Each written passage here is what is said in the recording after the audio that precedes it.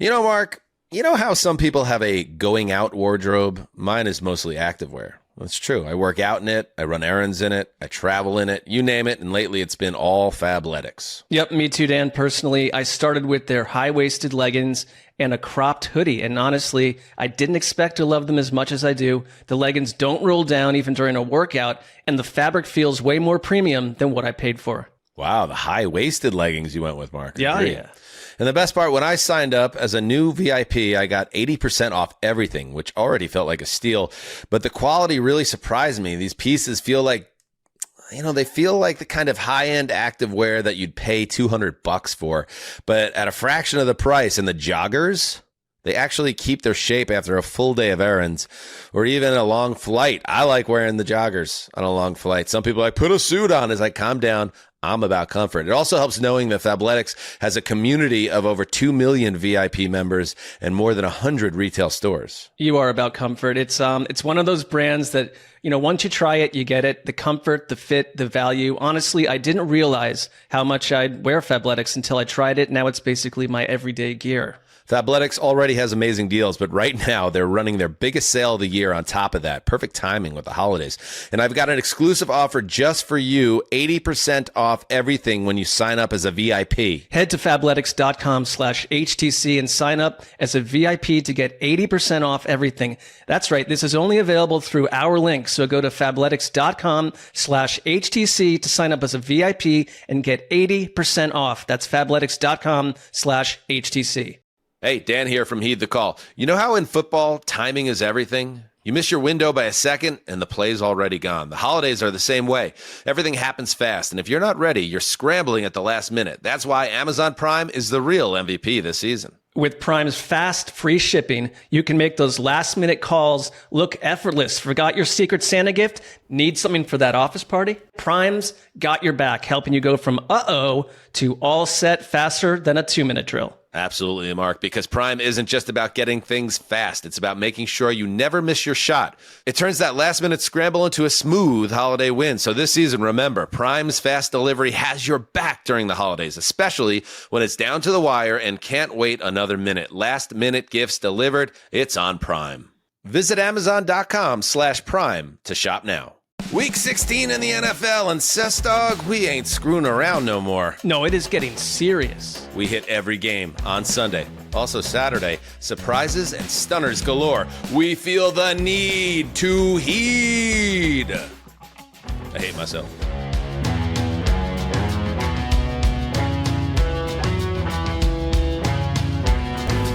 Hey, welcome to Heed the Call, an NFL podcast. The Week 16 recap, the flagship show.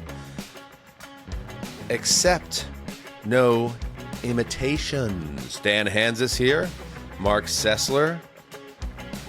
If it's the Sunday night show, that must mean Conor Orr is here. Justin Graver on the ones and twos, and we're going to take you through every single game on another consequential week in our league, Sessy.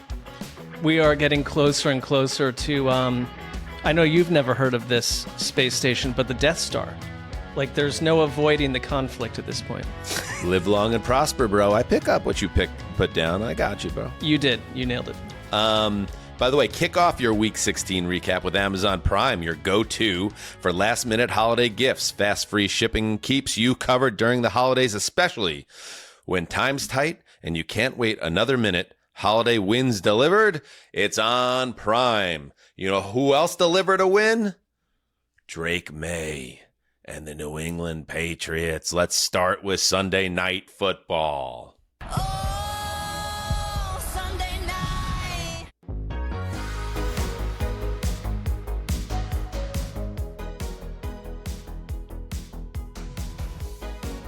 This was gut check time for the Patriots. Fresh off a humbling home loss to the Buffalo Bills. And now in Baltimore, down 11 points in the second half. In the fourth quarter, Drake May led the comeback. A 37-yard scoring strike to Kyle Williams, a 2-point conversion pass to Ramondre Stevenson, cutting it to a 3-point game with 9:01 to play, and after New England forced a punt, the Pats go right down the field again, 89 yards for the winning touchdown.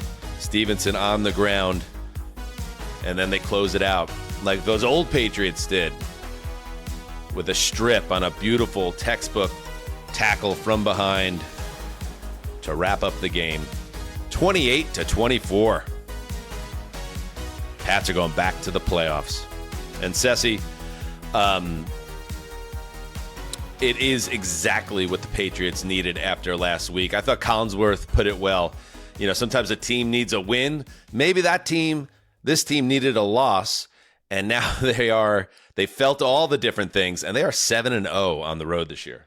Yeah, and they weren't blown out by the Bills. I think they collapsed, but to come back a week later in unfriendly territory and handle the Ravens with Lamar or without Lamar for most of the game, I get it, but they responded, I thought, in a really well. In the Drake May pass to Kyle Williams was, I just enjoy watching this quarterback. And if he were your quarterback or mine on our team, like, you'd be in love with this guy. They just seem very resilient.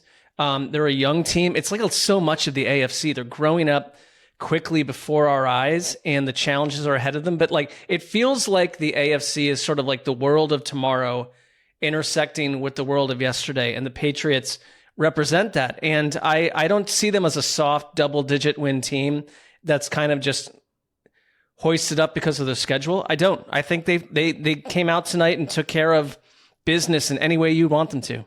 They're also, it seems like even publicly, they're pushing away any of the dumb stuff. Like, even after the game, you can just tell like the totality of the Vrabel effect. Like, everybody's in line, everybody's on message, everybody's on brand.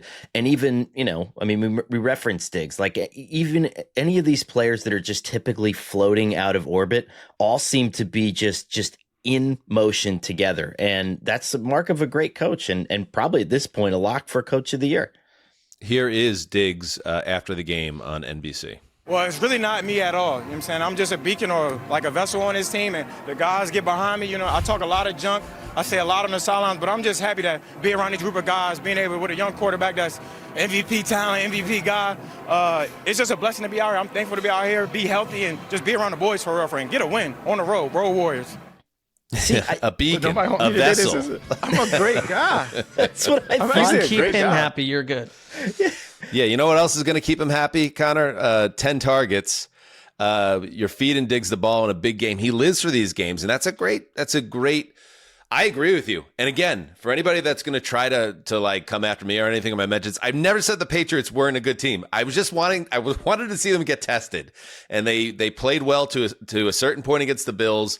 And then the Bills came and got them. And then going to Baltimore in this situation, down double-digit points, did it help them? Was it maybe lucky that Lamar Jackson got hurt? Maybe, but Lamar Jackson's always hurt now, and that's just been the story of his season. But their ability to wipe out that deficit and do it in such a complete and dominant manner in the last half of the fourth quarter, that is a major, major benchmark for them in terms of, again, what are we trying to do here as football fans, analysts, whatever, as the regular season comes closer to a conclusion? Who's real? Who's Fugazi? And I thought that this game was another example of why the Patriots appear to be real. And I agree with your points that, and I've thought this since the beginning of the season with Vrabel, like, he has this whole team pointed in the right direction. And that was part of the old Patriots regime as well, Connor, where you would have guys that would be maybe headaches in other places, a Corey Dillon as an example, a Randy Moss. But they understood to play here, you could play at a high level, but you have to fit within the mechanics of what we do. And Diggs is a perfect example. And it's almost like I don't want to say like a master stroke, because at the same time, if Diggs wouldn't have been playing well and he had the incident that they did at the beginning of the summer and he was dropping balls, like they would have cut him 3 weeks ago or 8 weeks ago or whatever it is. But I think that they're finding guys, veteran guys at the right time in their career. I think the parallels between this and the Commanders are so eerie, right? Because they're going to have to replace a lot of really good veteran players at the end of this season or maybe next season. there is an age component to this roster, but right now it's working. And that's what's fun about it. I think if the Commanders have taught us anything, it's let's just love this team for what it is, which is just this very eclectic and beautiful mix of mismatched parts. Yeah, and you look at the Cleveland Chasen relentless pursuer of the ball carrier and the fumble recovery that changes this game. Like a guy that was basically done with another team and he fits here. So you're right that it's like everything seems to be in concert. And they got through this game, and yes, Lamar was out, but you've got the Jets and the Dolphins after this. Barring a wild right turn out of reality, you've won this division and you've earned it. You're right. They definitely have the inside track now on winning this division. And don't forget, Denver lost today, so the conference is up for grabs now. Again, they could have home field throughout and the first round bye. Everything is in play now for this Patriots team again. On the Baltimore side of things, I mean, same old, right? It was almost emblematic of their whole season. Yeah. There are moments when they look like they are the old Ravens, especially Lamar comes out of the game on their first drive where they go right down the field and score. He looks great. He looks locked in. And I was thinking to myself as I'm watching, wow, this looks like the Lamar that has won MVPs, that's been dominant. But he gets taken down in the first half, goes out with a back injury, and he stays out with a back injury. And you give credit to Snoop Huntley, who was unable to lead them on a game-winning drive down the stretch there, Connor. But he kept them in the game, put them in position to win.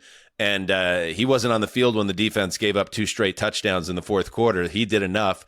But that's just the Ravens this year. Like so many of these stalwarts in the AFC this season, they are just another team. They're just not the same as they've been in past. It was, the whole thing was strange, right? Because even after the game, John Harbaugh said it was a quote, a bruise of some kind for Lamar Jackson. And then Snoop Huntley said Lamar Jackson was in so much pain he couldn't move. And then, these are like loosely pieced together puzzles, but like Derrick Henry and Mitchell were in a drive share at some point, and then Mitchell mistakenly started a drive that Derrick Henry was supposed to start in a critical moment at the end of the game, and Henry's on the bench when everyone's wondering what's going on, and like you're tackling players instead of defending passes. Like, what is going on with this? Like, this is not a crisp, like, well-oiled Ravens machine at this point. You've had the same coach for 18 years. That's the advantage of this. I know, and maybe you'll start to hear some whispers again if this ends going the way it seems to be going. We're going to get to the Steelers next and what this means in the AFC. But the Ravens, Mark, have lost 6 games at home this year. I mean, this is Derrick Henry had another huge fumble in this game. The turnovers have been a major issue. They have 15 turnovers in their building this year. It's just been an uncharacteristic season, and they obviously now need to win out and get help. And I don't think anybody expected it to play out this way, because remember, they already survived the 1-5 start. They ran off the winning streak, took control of the division, and now have let it slip away down the stretch. Weird Ravens year, weird season in the NFL. Yeah, I think like everyone with this narrative that like overcome 1-5, become the team that we saw last year, become a supernova, win playoff games, except they ran back everything from last year, but it's 1 year later and none of it's working. They feel to me more like the idea of a team than an actual team that I'm scared of. They're just like the concept of a Ravens team. And we are in a weird season where concepts of old superpowers don't translate. So check you later. One negative for the Patriots before we head to break. Rookie running back Travion Henderson left the game in the second quarter, evaluated for a concussion, and then ruled out. They're very thin at running back right now. They also are dealing with injuries to Demario Davis, hamstring, wide receiver, Joshua Farmer, the defensive tackle, hamstring, Kiaris Tonga, foot injury, Charles Woods, cornerback, ankle. None of them finished the game. Offensive tackle Morgan Moses had a knee. And Thayer Munford Jr. had a knee. They missed time, but came back in. So they got beat up in this game, and it would have hurt even more if they didn't find a way to come back, but they did. And Connor, last fun fact I have, and then I throw it to you for the final word. Fun fact. That was the first 300-yard game for Drake May. Would that surprise you? What? 380 yards in this game. had never thrown a 300-yard game in his career to this point. This will not be his last, I'm guessing. My goodness. What a night. I mean, I don't know. I think that this is, like you said at the top, it's hard, almost like some of the other teams that we talked about, where we keep perpetually saying, well, I want to see them do it in this situation, and I want to see them do it in that situation. But New England has almost erased all doubts for me. I mean, I'm just ready to see them take flight like a dove in the playoffs. Let's go. I'm ready. Sometimes when they do that thing, though, I got to say, Connor, you ever see those clips online of like, oh, we're going to bring a dove to the funeral and we're going to throw it up, and then an 18-wheeler drives by right at that moment and splatters the dove against the windshield? That could happen. I'm just saying. It could happen. Or you get Randy Johnson in there to just blast that thing with a fastball. Right. That's what I do at a funeral. Yeah. That was a seagull. But yeah, like same thing. Sometimes the birds, it doesn't work out. But wide open. You are both vaguely disturbed. I'm just going to, not that I'm not, but like that was a disturbing interchange. You know what's disturbing to me? Sessler locking up the Ravens as if that could end any other way. I don't learn from my own. I don't learn from my own mistakes. Well, that was also. Hold on, that was for the show. If you think about it, because it was part and here's parcel what's with confounding, Mark, about you is I know you didn't even believe this. Like you're the only guy on our show that locks things that we all know you don't even believe in. It was part of a bit we had on the show last week where it was a 3 truths and a lie, and you needed to say something was a lie, so you said that the Patriots weren't going to win. But like everybody knew you were actually thinking the Patriots are going to win, and then you doubled down by locking the Patriots. It's just, you are a riddle wrapped in a mystery, wrapped in a conundrum, something like that. A mystery wrapped in a riddle inside an enigma. Yeah, I don't. That's you. That wasn't what I was going for. I wanted to believe. But it's a season where nothing feels, there's no cement. It's all sand. You've been in curse overdrive this year. Does it get exhausting? I bear a lot of weight on my psychological shoulders, yeah.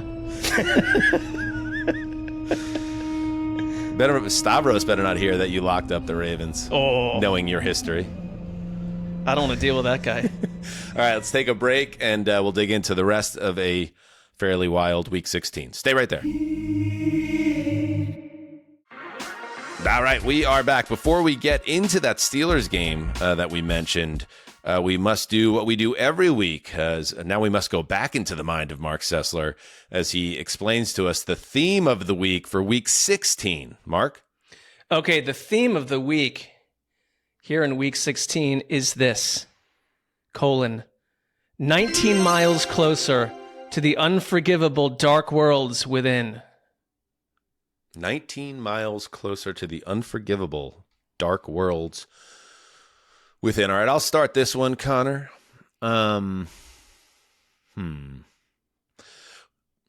Is the dark world the playoffs? And this, we've been taking one journey, closer to the playoffs, which are unforgivable and a dark world for some. I don't know. What do you think, Connor? I don't know. We've reached like a Thomas Pynchon level of complexity here, because it's not 19 weeks left in the season. 19 is what's really throwing me off, unless this is a classic Sessler red herring, and we should be paying attention to other aspects of it. The number itself, a tad of a red herring, although what I would say, it feels like about how far we get with each week of the season in the regular season. Right. Just about 19 miles, like 2 data points on a highway. But we are getting closer and closer to what I say unforgivable dark world. It's not teams that make the playoffs. It's like you're coming closer to your reality. You're not great. You're not special. Some of you think you are, but even we went down this road again? Why, Mark? What? We might be getting to the point. Can we trust Mark with this exercise? Not. Every single week, it's up. Some teams are dead now. Some teams are close to being dead. No, I think time last to get rid week of teams. Wasn't last week was like the joy. God, am I of crazy? football. Are we on like a Cal Ripken streak at this point? No, the theme of the week being identical. I disagree. While I don't recall the last 2 weeks, they were joyful, beautiful weeks of football. And I think I framed that, Justin, correct? Yeah. Last week's was about like glorious. Yeah, but what about the 4 before that? No, because it's not the 4 before. Like, it's been 3 great weeks. This was a little more stark this week. I thought right, it how kind of about sort of this? said like, whoosh. All due respect, Mark, because we don't want to get in mess with your creative vision. Yeah. But we're going to have a moratorium on you talking about time for teams to go away. Let's focus elsewhere in our...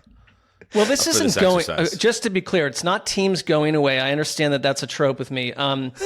It's different than that. But I will take your note, and I'll let's go back to the suburbs and the Christmas parades, and I'll do that next week, and we'll have a wonderful time. Okay. Just once. Let's go to the parade. Sure.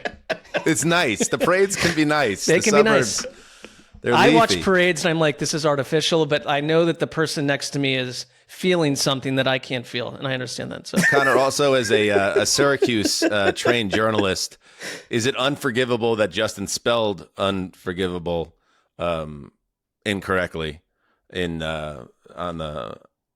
well, that on was the blue another screen? Easter egg. I'll say this. Wait.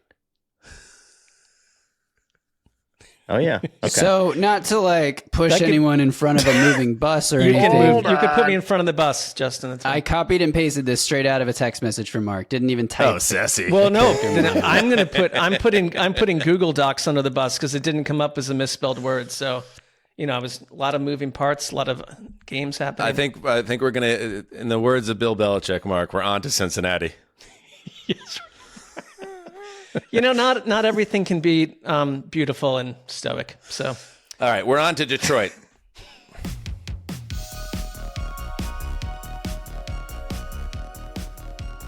Try to figure this sport out, huh? The Lions, everybody's darling. They've had their problems this year, but they're going to win this game, right? At home. Steelers missing TJ Watt and a bunch of other people. Think again. Because the Steelers have now won 3 straight, overcoming their own midseason slump. And, after a wild ending to this one, where the Lions looked like they were poised to wipe out a huge deficit and win in the final seconds of regulation. Some crazy officiating and just a wild play on the last play of the game goes Pittsburgh's way, and they survive 29-24. Pittsburgh, with this win coupled with that Ravens loss, are in control of the AFC North. In fact, they can clinch with a win and a Baltimore loss next week. And the Lions, Yeah, you sure did. Ask my fantasy team. 8-7, and this one hurts as much as any. Let's start with that play though. And at the end of this game, which was wild. So the Steelers were in control of this game. The Lions couldn't really get in gear in the first half on offense, and then in the third quarter, Detroit barely sees the ball. Jared Goff's on the field for 3 plays, ending in a safety. The Steelers chew up most of the clock, including a nearly 10-minute drive in the third quarter going into the fourth quarter that ends with a field goal. They get 2 45-yard touchdown runs from Jalen Warren in the fourth quarter to go up 29-17. And then the Lions come back. They go 10 plays, 68 yards for a touchdown in just 2.5 minutes, 29-24. The Steelers miss a field goal, a killer miss, otherwise a wildly reliable kicker. But in this spot, he hits the upright. A lot of uprights were hit, and Boswell clanked one off the upright in this game. Only 24 seconds go off the clock there. And then the Lions have a chance to put the game away. They're on the field. They're marching down the field. They get inside the red zone. They get a couple penalties that go their way. And it ends on an OPI where Amon-Ra St. Brown, this is after a previous touchdown had already come off the board for the Lions on an illegal screen, I believe, right? And then they call a play for Amon-Ra St. Brown. He pushes off, turns around, catches it at the 1, gets hit. As he's going down, the ball pops out right to Jared Goff somehow, who takes it into the end zone for a touchdown as time expires. Lions win. Well, flags are out. And let's hear how it was explained to 75,000 rowdy people in Detroit with the season on the line for the Lions. A major call. The ruling on the field is a touchdown. However, pass interference, number 14 on the offense. By rule, that penalty is not enforced, and there is no replay. The game is over. There is no touchdown.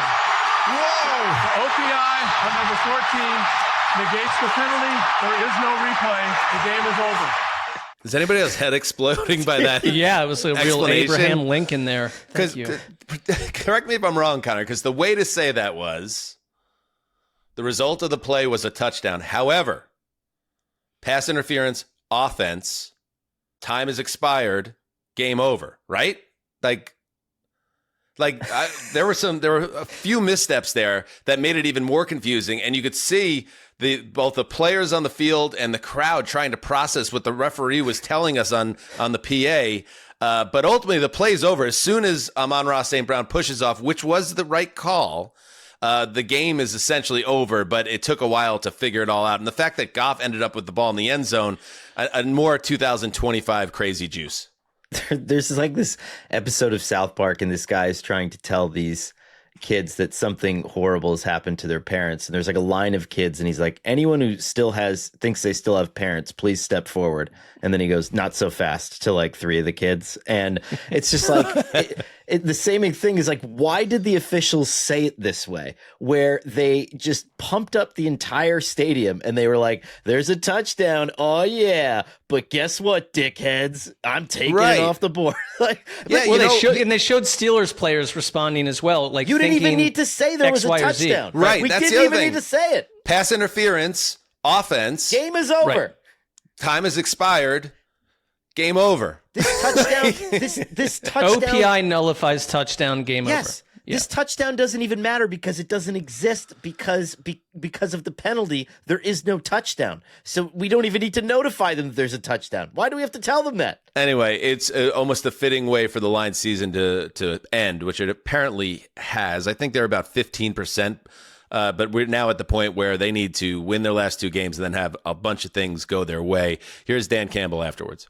Frustrating. I was proud of the way the guys fought. You know, we fought our way back in that and had an opportunity to win the game, which is ultimately what you want. But we weren't able to close it out. And you know, at the end of the day, that's on us. I mean, we did that. You know, we're the ones who put ourselves in that position where we had to try to score on the last play. But some of the efforts were outstanding, and it was just too little, too late. That's how it feels for the Lions, right?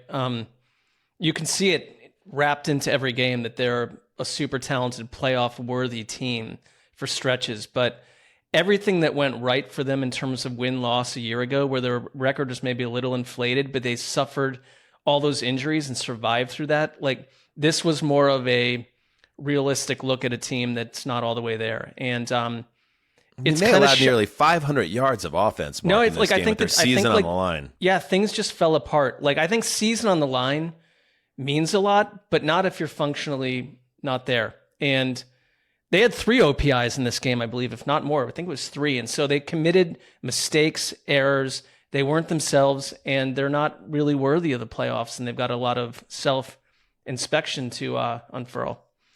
What is it? 4? Yeah, no, 2. 2 rushing yards for Jahmyr Gibbs. And this was another huge Derek Harmon game. He has been an ass kicker for this Steelers run defense. And just look at this. They've allowed 33 yards to Josh Jacobs, 45 yards to Jonathan Taylor, 60 yards to Achane.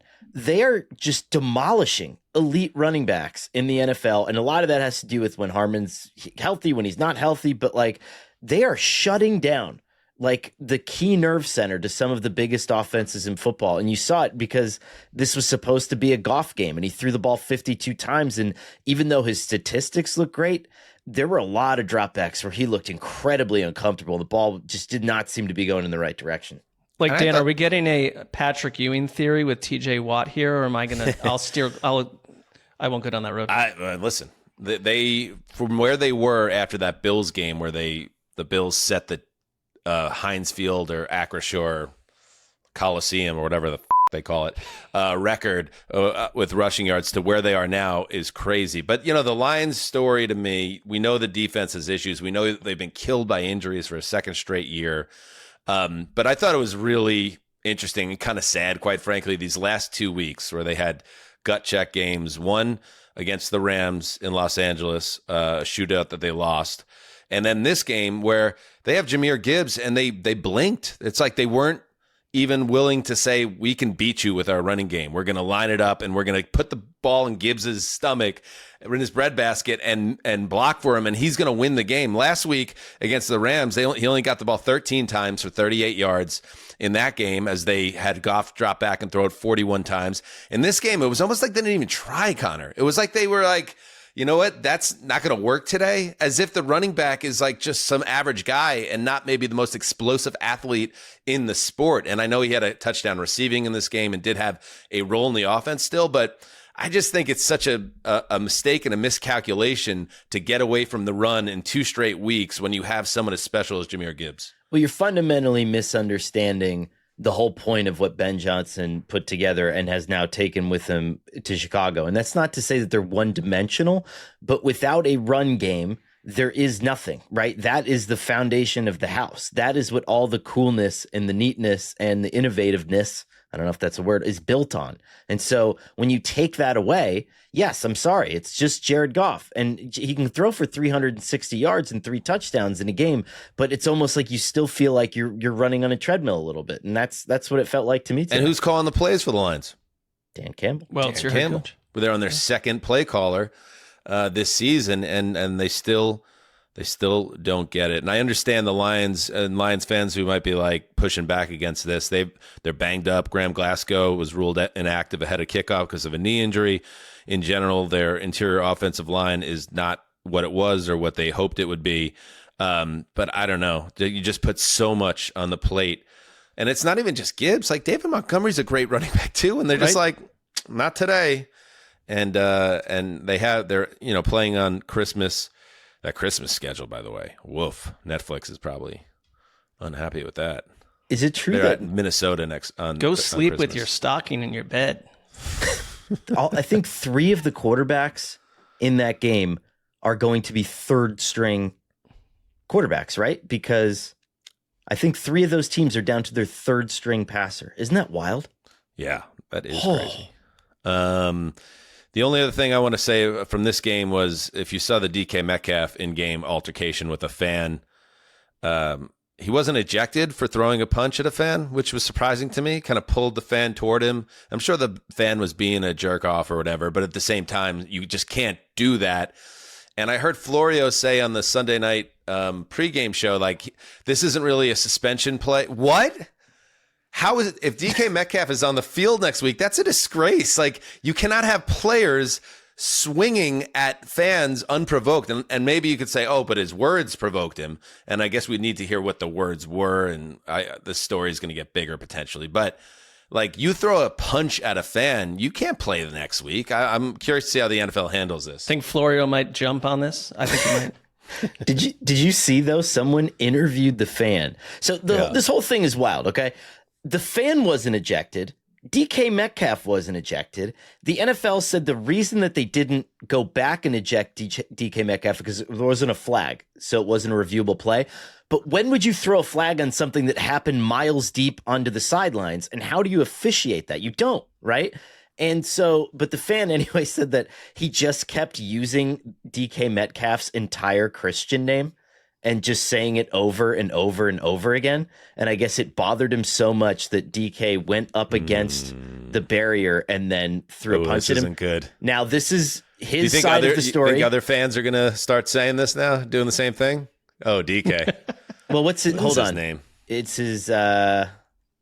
The fan had like a wild blue wig on, by the way, which I did not appreciate. Decalen Zacharias. Yeah.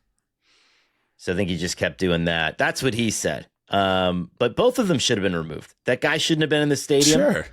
And to Florio's point, though, really quickly, Lamar Jackson effing throttled a Bills fan in week 1 or week 2 and like nothing happened to him and he was like, sorry, and he was fine. So maybe that's the precedent that DK Metcalf is going off of. I mean, as I recall, there was that fan who had gotten handsy with another Ravens player and he was kind of defending his guy, and he probably shouldn't have done that either. But this was a one-on-one situation where a fan pissed off a player and a player took a swing at him. I'm very interested. Let's give the final word on this game to Aaron Rodgers, talking post-game about the chaos of the final play that put the Steelers in the driver's seat for the AFC North title. I was trying to read Carl's lips and see what he was saying, and I saw him mouth OPI end of the game, so I felt pretty confident that was what was going to happen, but you never know. It's more time, and like I said, I was there for the Hail Mary game. I was standing from me to you from the replacement refs as they caved to the pressure of an angry Seattle field, and that was obviously not simultaneous possession. So I was glad that it ended up like that. Wild game. Glad we're on top. Man, it's crazy. Like, I should hate Aaron Rodgers after the way everything played out with the Jets, or be rooting against him. But he's playing so well down the stretch for the Steelers. Yeah. He's been a very good fit for them. He played really well again in this game. He played awesome last week. Like, I'm not saying the Steelers are a team to take seriously in January, but just the fact that they're probably going to get there. And all the hand-wringing about Mike Tomlin, he's clinched another non-losing season. They're probably going to end up going 10-7 and winning this division. The season, almost impossibly, is a success for Pittsburgh when everyone was pointing to the opposite. So, man, got to give credit where credit's due. Yeah, and had Detroit played Pittsburgh back in Week 5 with all their Week 5 problems, different result likely. But this Steelers team feels a little bit different right now. I think Rodgers converted like 9 third and fourth down passes Justin sent us. Like, he's playing his best football right now. Also, last point, Connor. Tried to lock the Lions in this one. So, did we go 0-4? We don't know. Yeah, I mean, we'll see. It's not looking good for the old HTC picks gang why this are we week. Here? And I think Justin and I might have locked up the same team, and I don't know. I think that's the next game. Oh, Jesus. All right, let's move. Up next, this was the game that I had circled as we try to figure out who are the true Super Bowl contenders. There's been a lot of juice around the Jacksonville Jaguars the last week, but what happens when you send them to Denver? Is it the same Jaguars team we've seen the last couple of weeks? Well, we found out in a big way. To Mile High.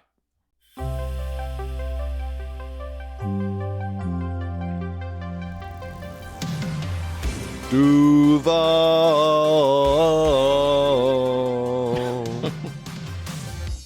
Trevor Lawrence. He did it again. There's a great clip floating around. Maybe we'll play it later in the week, of Lawrence with his teammates in the huddle right in the tunnel before they went on the field today. Basically saying, everybody thinks that this defense is the shit. We don't care. We're going to cut you up. That's exactly what the Jaguars did. He threw for 3 more touchdown passes, ran for a touchdown as well. And the Jaguars spanked the Heinies of the Denver Broncos 34-20, snapping Denver's 11-game winning streak and adding a level of mystery to this AFC playoff picture. Gravy? We were both watching this closely because we both locked up the Denver Broncos. Let's start there. We are in a little bit of a slump. And I knew Lock Bros not feeling great about it, and but you thought you had everything in your corner. The Broncos haven't lost in 2.5 months. They always seem to find a way, and yet what happens here? The Jaguars just play a much higher level of football in this game.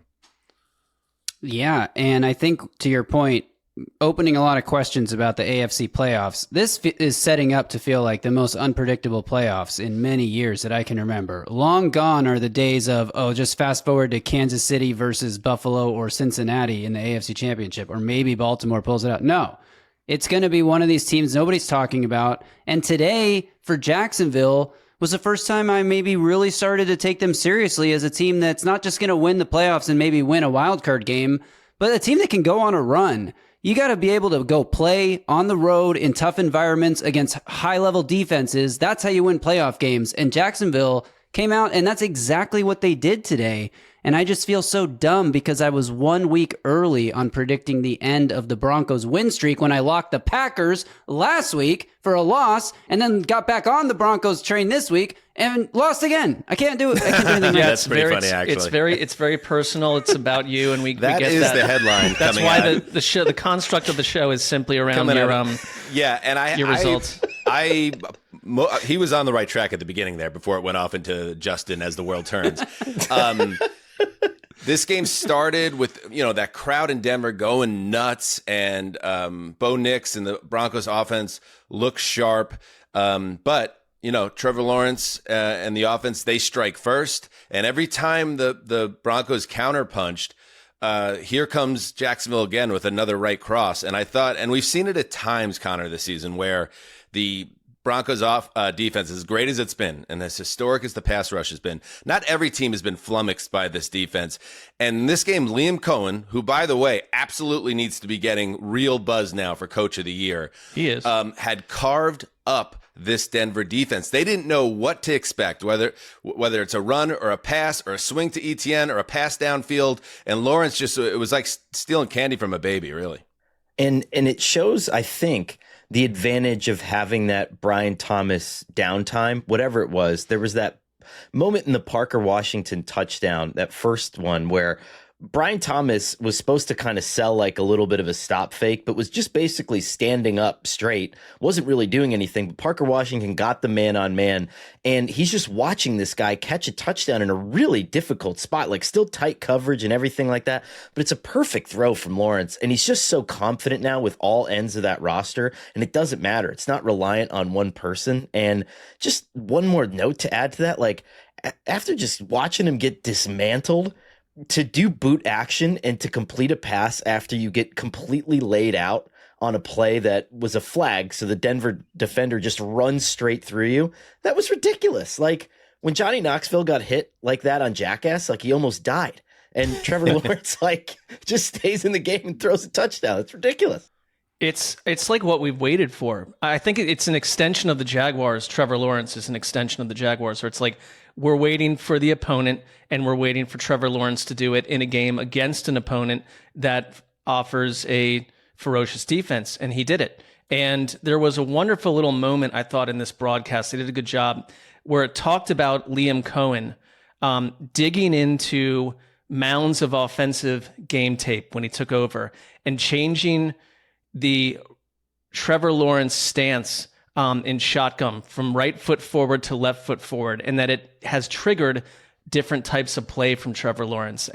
Just digging into his mechanics, like coach quarterback relationship. And I feel like at some point we're going to get like an Athletic article about like culture changers, because we've got it in Ben Johnson, right? We've got it in Liam Cohen. Like the Jaguars feel different right now to me because of a lot of the same players, but they're a completely different team and they keep passing tests. And it was a big thing to see Trevor Lawrence go and do this in a rough stadium to go play. He has 18 touchdowns, 16 passing, 2 rushing during this Jaguars 6-game winning streak, 10 in the last 2 games. He is doing things that we expected him to do when he came into the league, and it never quite happened. And now we're in a situation now. They are a wrecking ball that is swinging back and forth with more and more force. They have outscored their previous 5 opponents before this game, 171-72. There were some soft opponents in there. This was not a soft opponent. And by the way, you go into this game, Sean Payton doesn't need any help with his ego and his thought on where he stands or where his team stands or where his opponent stands in terms of the big picture.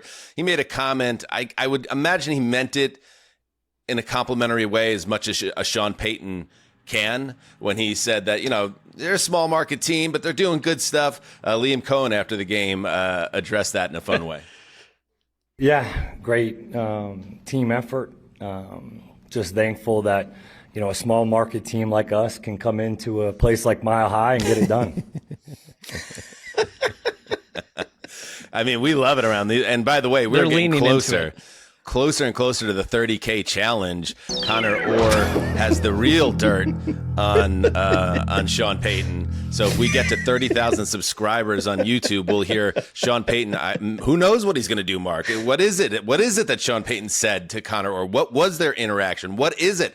Let's get to 30,000 and find out as a group. Yeah, whenever you can get two Irish whites to go toe-to-toe verbally on our show, we go for it. So Sean Payton white? I mean Irish? I know he's white, but we'll have to look. Justin, can you find out his cultural origins, Sean Payton? Yeah, maybe I misspoke there. Other thoughts on this game? I thought, Justin, the Broncos offense also had a bad day. I thought they were going to go punch for punch, and then in the second half, it shifted. And one thing I think that you can definitely get on Payton for is they stopped running the football in this game. They were running it well initially. They have, right off the bat, McLaughlin runs for 25 yards on his first 2 carries. R.J. Harvey, who looks great, had a beautiful 38-yard touchdown runs. But at the end of the third quarter, he has 6 carries. And they put a lot on Nix's plate. And in this case, it didn't pay off. And when they fell behind, in other cases this season, when this team falls behind, they have that magic in them. But there was no gear. So again, it's like it's the loss that is going to let a little doubt seep in around the Denver Broncos. But also look what the Jaguars did that everyone else seemed to be flummoxed by. How do you stop that Broncos orange surge? The Jacksonville Jaguars did it without a problem. Yeah, and it's like, the Jags, the 6-game winning streak started after they collapsed against Houston, right? Blew a huge lead. And then they went out and shellacked the Chargers 35-6 the next week. Maybe the Broncos needed something like that to kickstart them again. Because like you said, they won 11 straight games. They're about to head into the playoffs. You don't want to head into the playoffs necessarily on a 13 or 14 game winning streak where you feel maybe like you can do nothing wrong. Like, go into this week of practice now and understand we do have vulnerabilities if we don't attack every week with the same ferocity. So maybe this will help them in the long run. But I thought Nix, the longer the game went on, the more rattled he looked by Jacksonville's defense. And it's interesting because Jacksonville's defensive coordinator, Anthony Campanile, I listened to the Athletic Football Show on Friday, and Robert Mays was talking about how he came from Green Bay and, runs a similar system to what they run in Green Bay. And the Broncos played Green Bay last week, and their offense was great last week. And I was wondering if some of those things that worked last week, maybe Campanile would see on tape and say, this is how I know that this scheme works in these situations. Maybe we tweak some stuff so it doesn't work as well 2 weeks in a row against a similar scheme. And I thought also that Trevor Lawrence was helped out by his playmakers quite a bit. Like Parker Washington, oh my gosh, how many times did he catch a ball at the sideline, turn it upfield? It's like week after week with him. Yep. It's crazy. And then at the same time, like Bo Nix, He laid up some hospital balls. I think he got Pat Bryant brutally injured in this game in a way that we'll wait to see on his status, but he had to be carted off on like a long stop down moment after the game was pretty much over with like less than 2 minutes to go, and they had to come back on the field. But also he laid a really nice ball up for Cortland Sutton deep down the field earlier in the game before things got out of hand, and Sutton goes up to catch it and just doesn't come down with the football. And it's like, one team, their quarterback's playing out of his mind, and his playmakers are making plays. And on the other side of the field, the quarterback looks a little shaky, and his playmakers aren't stepping up to help him. So let's see. Let's see if Denver has shown themselves to be vulnerable or they had a bad day. That's the next thing to see. They have Kansas City on Christmas Day. Perfect time to get the Chiefs, who are on their 14th string quarterback. But then they close home against the Chargers. And that top seed in the AFC, it's now wide open. Big one. Last note before we move on, and I don't want to be Scrooge about this because I love Christmas. I love the holiday season. I love the warmth that it generates, the nostalgia. We know you do. We know you do. Yeah, I watched Connor. I watched the holiday special that you requested, or I went. I put in a request with Connor. Hey, my wife and I, it's that time of year. Let's watch a Hallmark Christmas film, and Connor sent me one about a hospital torn asunder by a blizzard on Christmas Eve, and the magical woman at the center of all of it. And I was cool, although even in that movie, I was a little bit annoyed. I think this is what happened. A little bit annoyed that they're having a crisis in this film, What's the name of the movie, Connor? The More the Merrier. You passed up Melt My Heart This Christmas, which was a glass blowing theme. One, and also the Lacey Chabert vehicle. She's making a list, which, like, if you're going to do like Emmys, I think for most emotionally impactful Christmas movie, that's probably where the Academy's going to go. Well, The More the Merrier on balance was fine. But the woman at the center of it at the hospital was annoying me because there's lives in danger. She keeps on talking about Santa and Christmas and delivering cookies and candy canes. And it's like, hey, want some hot cocoa? It's like, focus on the task at hand. There's an emergency in a blizzard in a hospital that's losing power. Anyway. Feels like a fair critique. Take me to Kugler and Moose in the booth during this very important AFC clash. Check it on YouTube.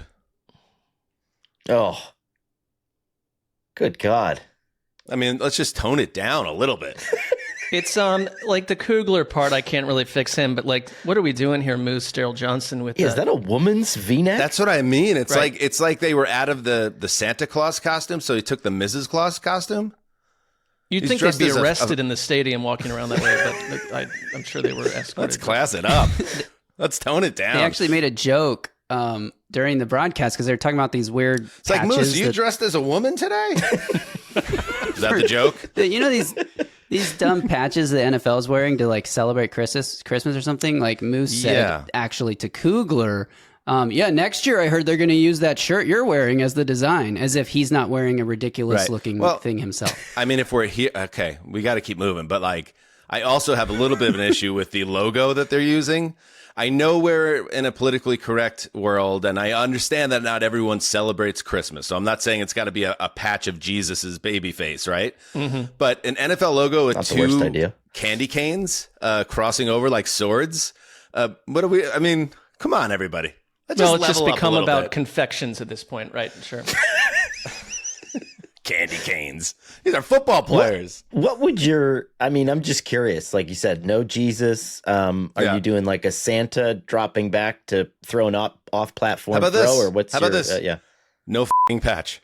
Okay. Yeah, let's, like, if we're so restricted, let's remove the... And I love Christmas, but come on. If we're gonna water it down that far, where it's two crisscrossing candy canes, maybe we just nix the whole thing.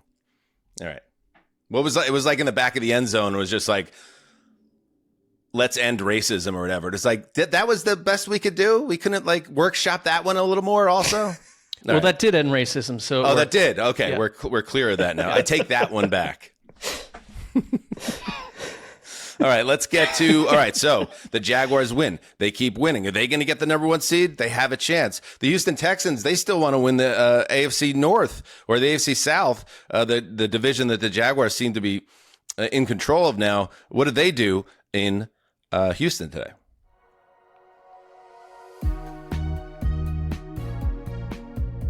They did exactly what you thought, but not maybe how you thought they would do it. The Houston Texans... got a touchdown pass from C.J. Stroud. Derek Stingley returned an interception for a score. A pick six that in the moment just felt like, oh, this is the beginning of an onslaught. But in the end, they needed every play because the final score in this one was 23-21. The Raiders hung around. They got a huge game from Ashton Genty, who had 2 long touchdowns.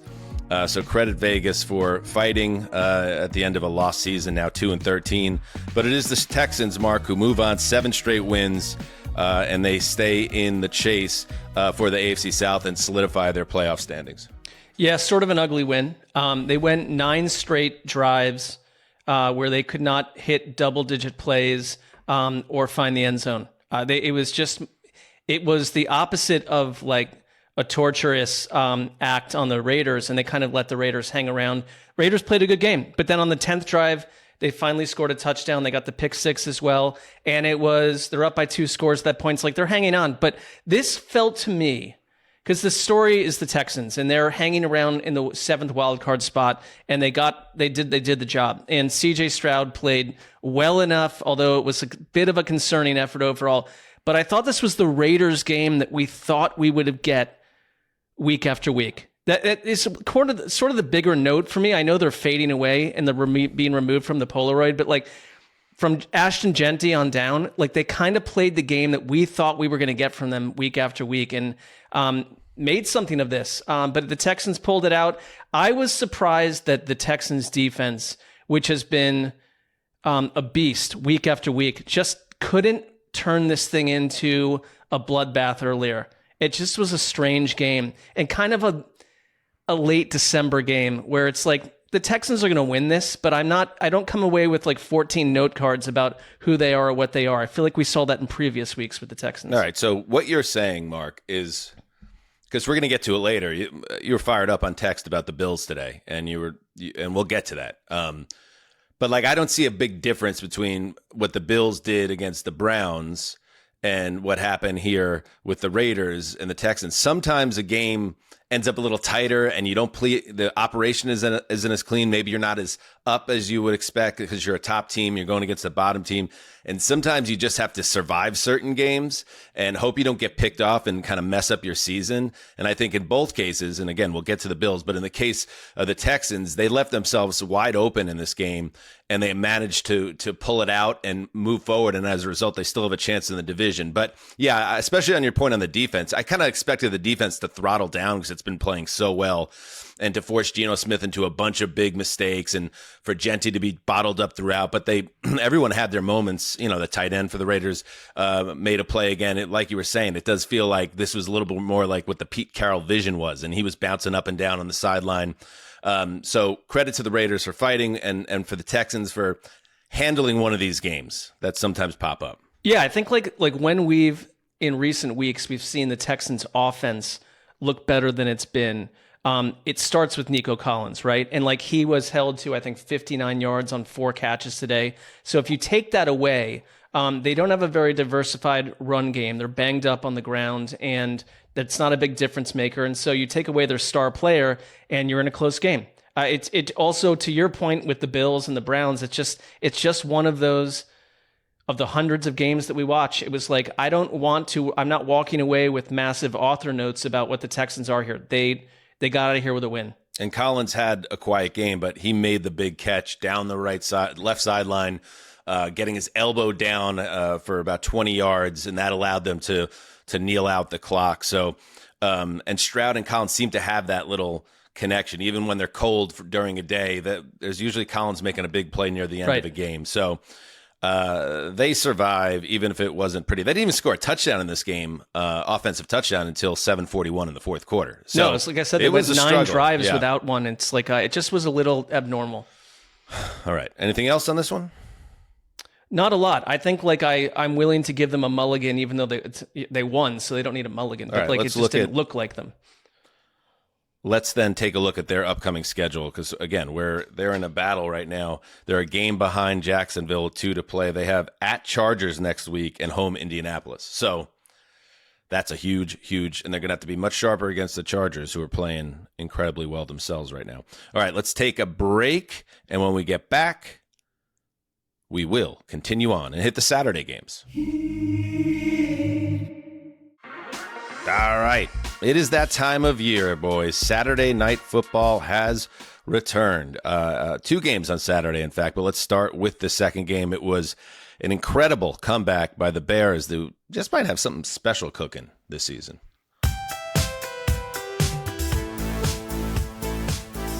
16-6 was the score, with a little over 2 minutes to go in regulation.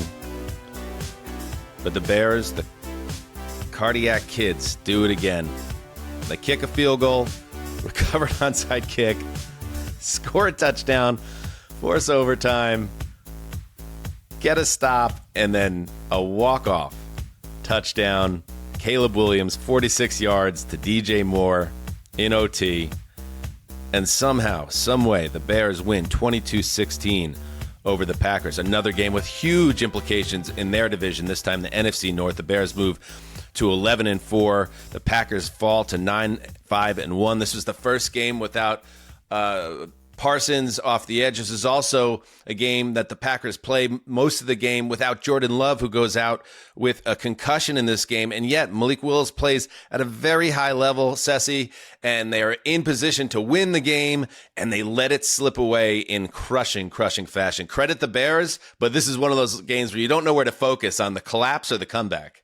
Yeah, I mean, the Bears keep doing this, and it feels like weekly we are treated to locker room celebrations in Chicago with Ben Johnson basically saying, we knew we could do this and we did it week after week. Like, they have found their way back into these games. And to get the onside kick, like, how hard is that in today's game right now?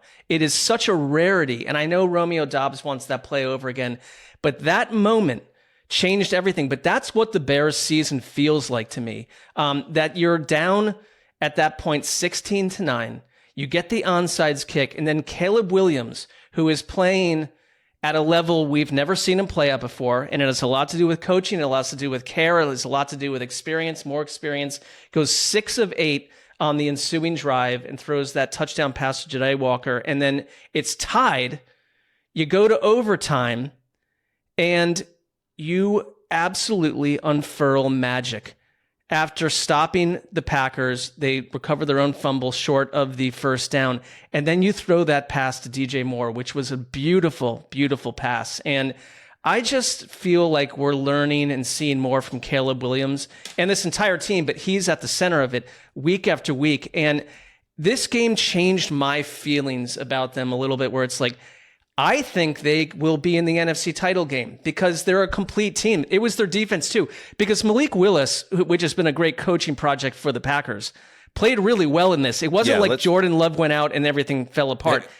This was a Bears win. Let's check in on Caleb Williams, and then we'll get to the Packers side of it. I got the best coach in the world. Let's put it that way. And we have the best coaching staff in the world. And so you put the talent with the coaches and the people that care. You can strive for anything. You can reach anything. You can go after any goal. And when you go out there in that football field, your belief is at an all-time high between players, between coaches. And, you have outcomes like this. Conor, what a difference a year makes, I should say, when you had all the coaching dysfunction in Chicago and Caleb Williams' dad making waves this summer with comments about Chicago and not wanting to be a Bear. And now you got to late December and Williams is talking about that he has the best coach in the world. I guess things got back on the right track, and maybe his dad is like, I should have probably shut the hell up.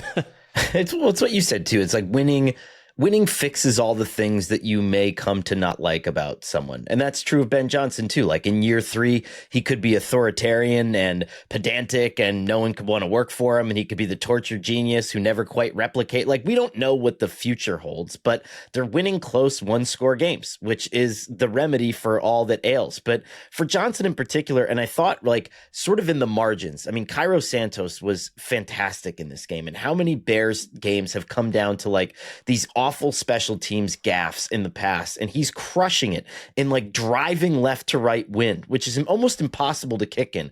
Then he gets the onside kick. Ben Johnson having the wherewithal to use the wind to his advantage, not the way that he handled overtime and played it the way he did. I mean, I just thought the whole thing was so smart. I mean, Caleb's right, and everybody's got the faith now. Does anybody else wildly impressed with Williams as I am? I thought he was impressive last year when on a bad team with all that dysfunction around him, he was tough as nails. He had some moments and you kind of saw enough.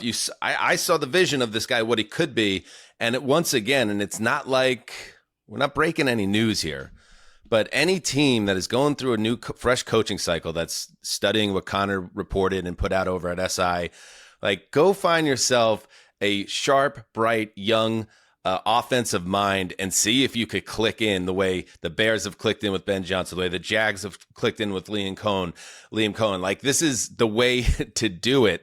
And that throw at the end of the fourth quarter, that was an amazing play where he looked like a number 1 overall pick leading a team. Remember, this is a Bears team, Mark, that has never really had a quarterback. And I think it's starting to come into focus, and that celebration at Soldier Field, and what a beautiful moment that was for Bears fans. It's like, we have a guy now. We have a team. This could be special. Yeah, I was thinking like one of the first Super Bowls I ever watched was Bears Patriots, right? The 85 Bears blowing the doors off the New England Patriots, a lesser operation at that point.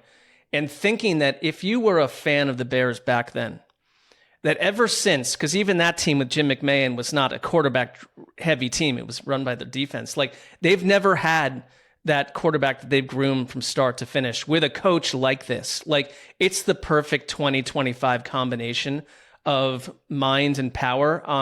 But Conor, I know that you know Ben Johnson a little bit, and I think part of it is not just offensive mind. He's a bit of a psycho, and you can see that in these like locker room celebrations.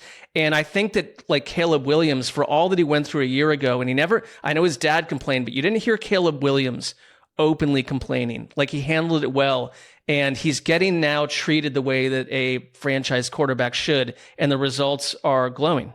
Not to, Ben could have controlled his destiny, right? And, he famously stayed home and decided not to bring in the Commanders when they wanted to interview with him. And that would have been the job that he ended up inheriting, Jaden Daniels. But when he came out into the market, like, he knew, and he had his agent put out there the fact that I'm not taking a job that I'm not pretty confident I can succeed in with a GM and a quarterback. And quarterback was 90% of this, right?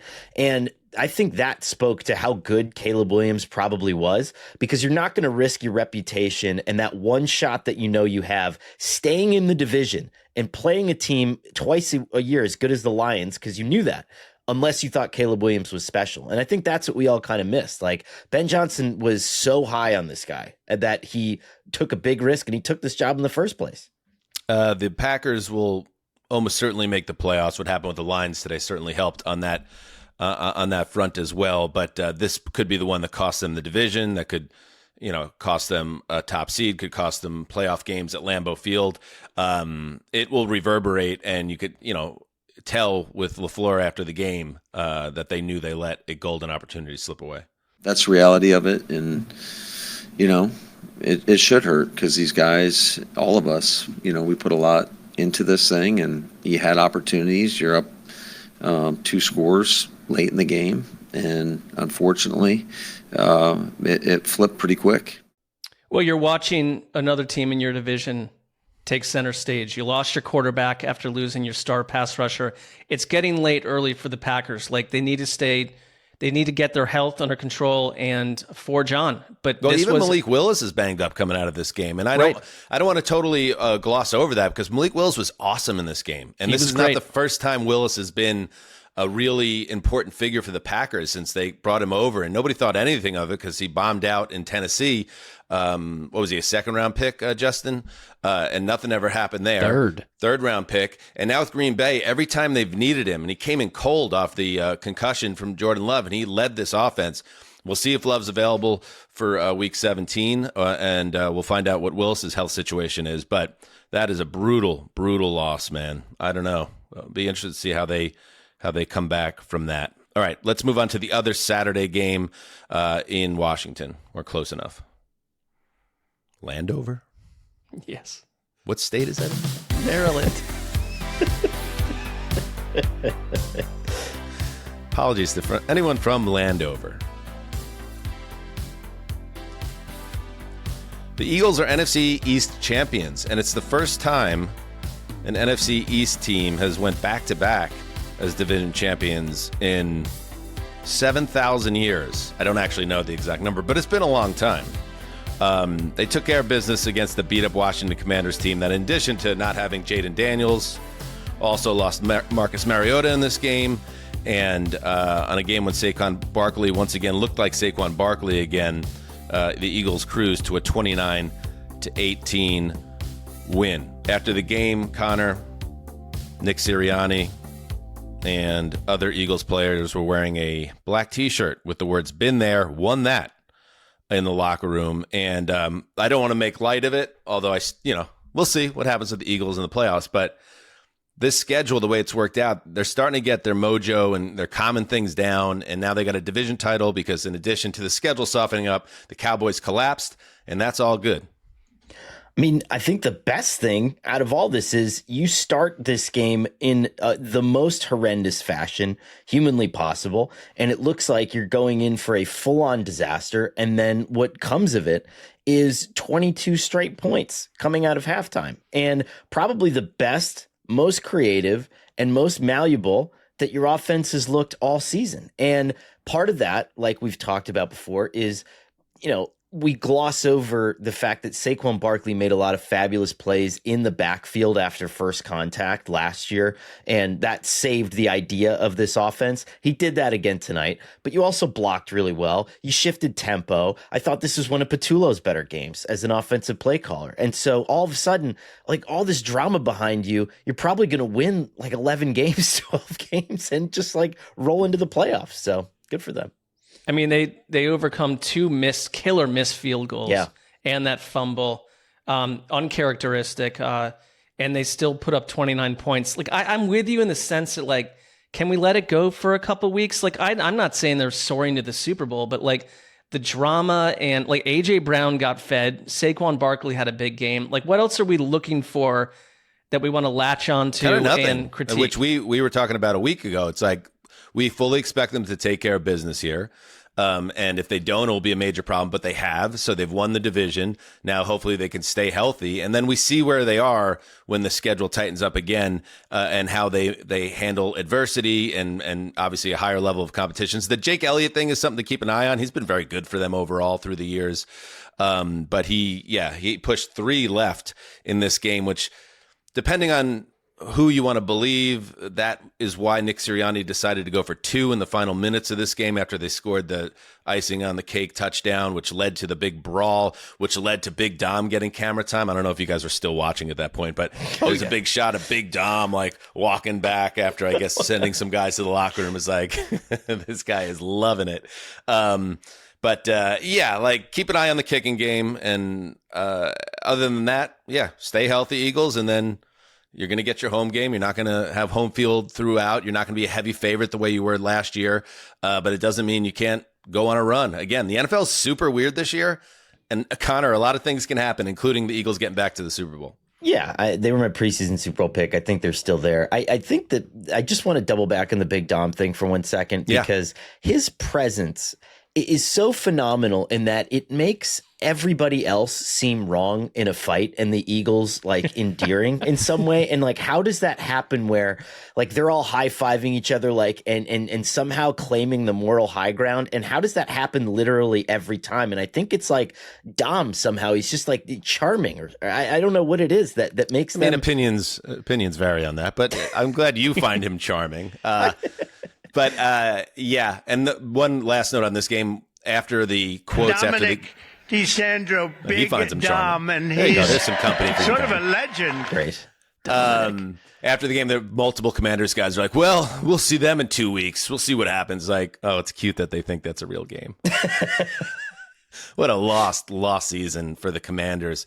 Is there a more disappointing team in the league this year? Yes, but who? I mean, well, I would call the Falcons. Falcons. They were in the NFC title game last year. The Falcons are disappointing. The Falcons. The Chiefs. The Chiefs. The Bengals. The Falcons, Ceci. Well, no, I mean, these are like teams that the Chiefs are in the Super Bowl. The Commanders are in the NFC title game. Well, you lose your quarterback for 2 months. Like, I mean, you know. I mean, there are reasons why, but Dan Quinn, for a guy that went to the NFC title game last year, I think he's safe, but the pressure is going to be on next year. We'll have plenty of time to talk about that. Let's keep moving back to Sunday and back to Tampa, where the Bucs are trying to talk about a disappointing team. Yeah, with the Panthers on the rise.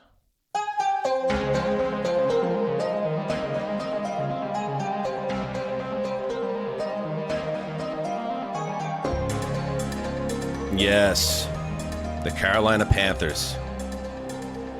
Let's face it, the NFL season's long, and there were probably about 3 or 4 times when we thought not only were the Panthers going nowhere, but we were going to spend the last 4 weeks talking about, who are they going to take? What's the quarterback they're going to take in the draft? It's time to hit the reboot button. Is Dave Canales going to keep his job?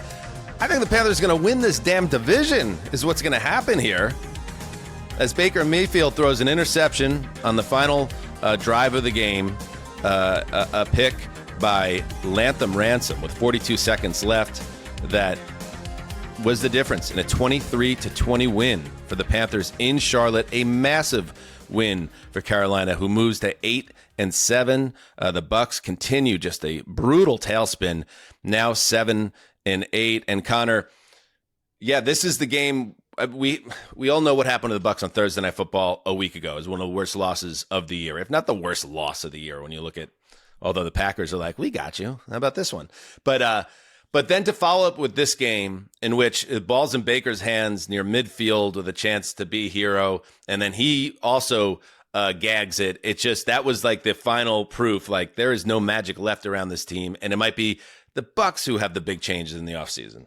Yeah, and it's so weird because everything about this team, it comes to me as like they have this split personality where it's you boast that you have all these great veteran players, and then you make a bunch of dumb mistakes. Like, even to start that potential game-winning drive, you had a player headbutt another Panthers player. It cost you 15 yards at the start of the drive to kick you back. You have these great play calls from Grizzard where you're third, or I think they were sixth in the league in explosive play rate. And then when you get down to the goal line and you can put the Panthers away early in this game, they put Vita Vea in at fullback, right? And they did this offset eye. Well, the Panthers sent every single one of their defensive linemen right in that direction. They were running a toss, and Tucker was stopped like 6 yards in the backfield. And so it's like everything they do well and is a strength of theirs. There's also this weird bizarro version of them that just takes them 9 steps backwards. And it was so striking to see that all play out live in this one. And remember, this is 2 years in a row where the Bucs had a really great offense with a great young play caller, and they get head coaching jobs. I think it was Canales, and then Liam Cohen, of course, is Josh Grizzard. Is that how you pronounce it? Who gets the promotion in-house. And I'm not saying this is all at his feet, but the Bucs offense is absolutely cratered, especially when compared to where they were the last 2 years and early this season. Here's Baker after the game. We're at right now. Got to win out to win the division and get in the playoffs.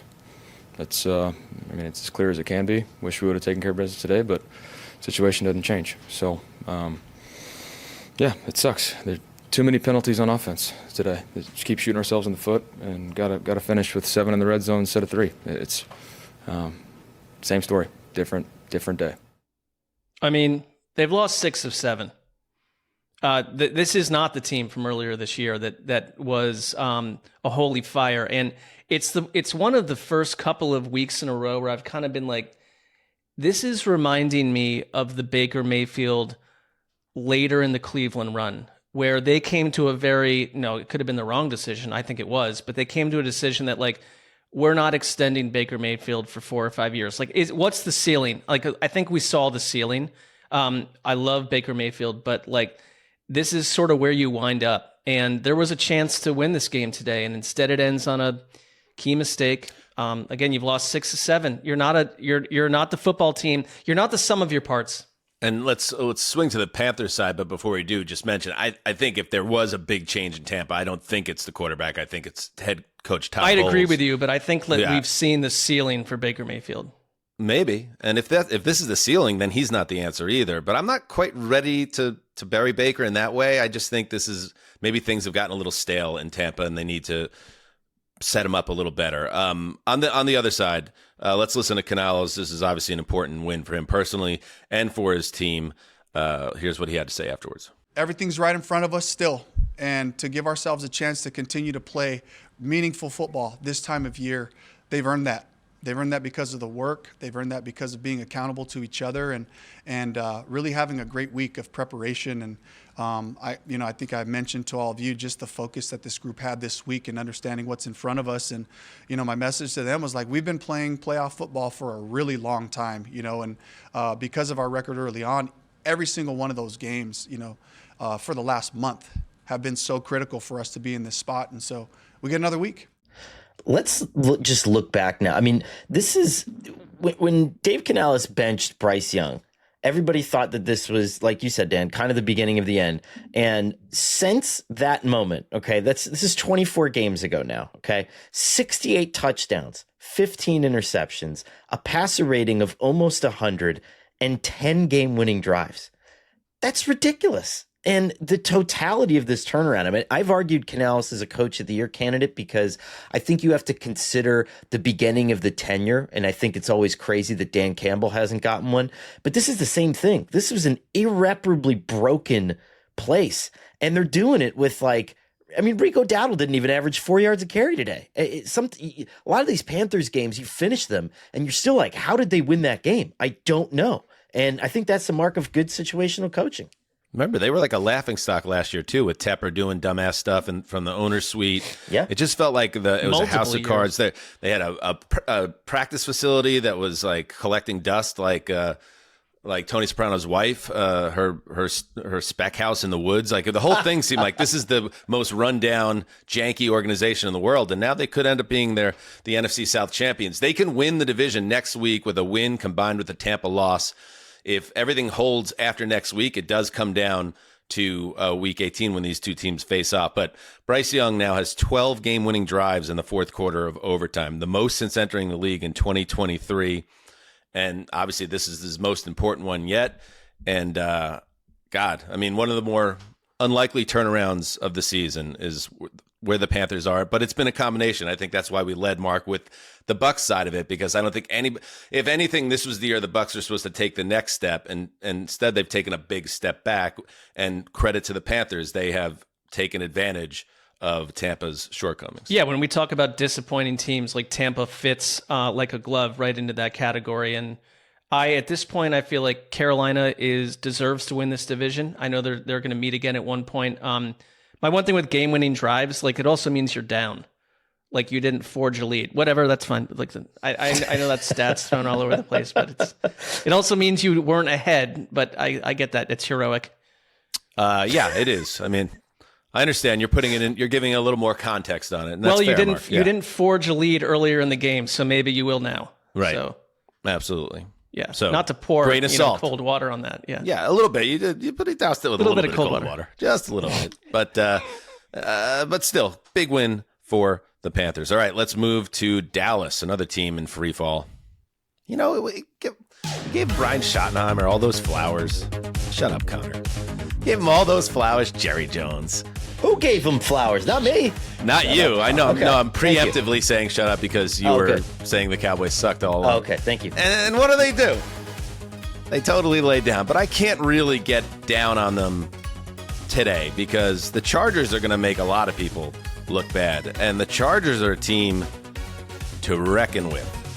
We saw it again in Jarrow World where Justin Herbert, playing at an extremely high level, goes 23 of 29 for 300 yards on the nose, averaging over 10 yards per attempt, 2 touchdowns, no interceptions, and the Cowboys have no answers. Final score, Bolts 34, Cowboys 17, Chargers 11-4, and with the loss by the Broncos, that's very important. How the AFC West shakes out, the Dallas Cowboys are now 6-8-1 and deeply out of the mix. Connor, what'd you take away from this one? Season high 452 yards of offense for the Chargers with tackles who at the beginning of the year on the depth chart would have been their 5th and 6th string offensive tackles. I mean, Quentin Johnston's back rolling again. And there's a grittiness to this team that just goes beyond him. And maybe, kind of like it did last year, the totality of everything will collapse and they'll lose in the first round of the playoffs. I mean, there's always the possibility that happens, but there is just a grittiness to this team that is unlike anything else in the NFL. It really is something. I mean, we talk about different coach of the year candidates, and you could make a case this year for like 5 or 6 guys. Jim Harbaugh's not going to get it, Mark, just because I feel like it's a buzzy award that you're probably going to give it to an upstart team. But what Harbaugh's been able to do with the not just injuries, but devastating injuries to both of the star tackles. They survived the quarterback getting hurt, the playmakers on both sides of the ball going down in different spots, and they keep winning and they're surging ahead. Like Harbaugh and his coaching staff, just like Matt Money Smith said back in August on the show, watch out, this is the best coaching staff in the league.